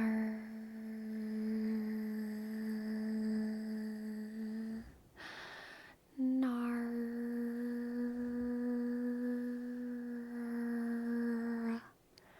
Arnar. I have not seen Hot Fuzz. Nar, Nar, Nar, Nar, Nar, Nar, Nar, Nar, Nar, Nar, Nar, Nar,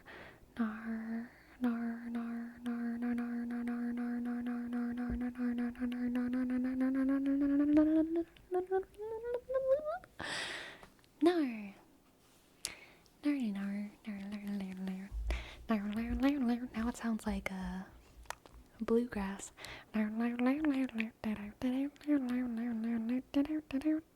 That's not bluegrass. I don't know what I was just doing. Nar. Nar, nar, nar, nar, nar. Alright, y'all.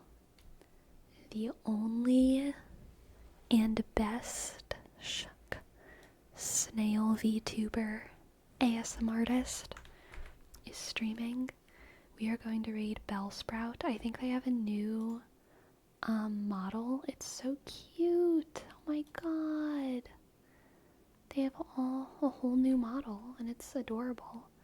So we have to go celebrate them and tell them that they're beautiful and that they're the prettiest snail girl we've ever seen, okay? That's what we've got to do. Good night, everyone. I've had such a lovely time tonight, as I always do. Y'all are wonderful to chit-chat with about massages and Percy Jackson and fitness and who the heck knows what. Thank you for spending this time. And I hope that you have a good night. Good night. Sleepy. Sleepity, sleepity. Good luck, and good night. I don't know why I said good luck. I meant good night. But good luck, and good night. Sleepy. Good night. Sleepy.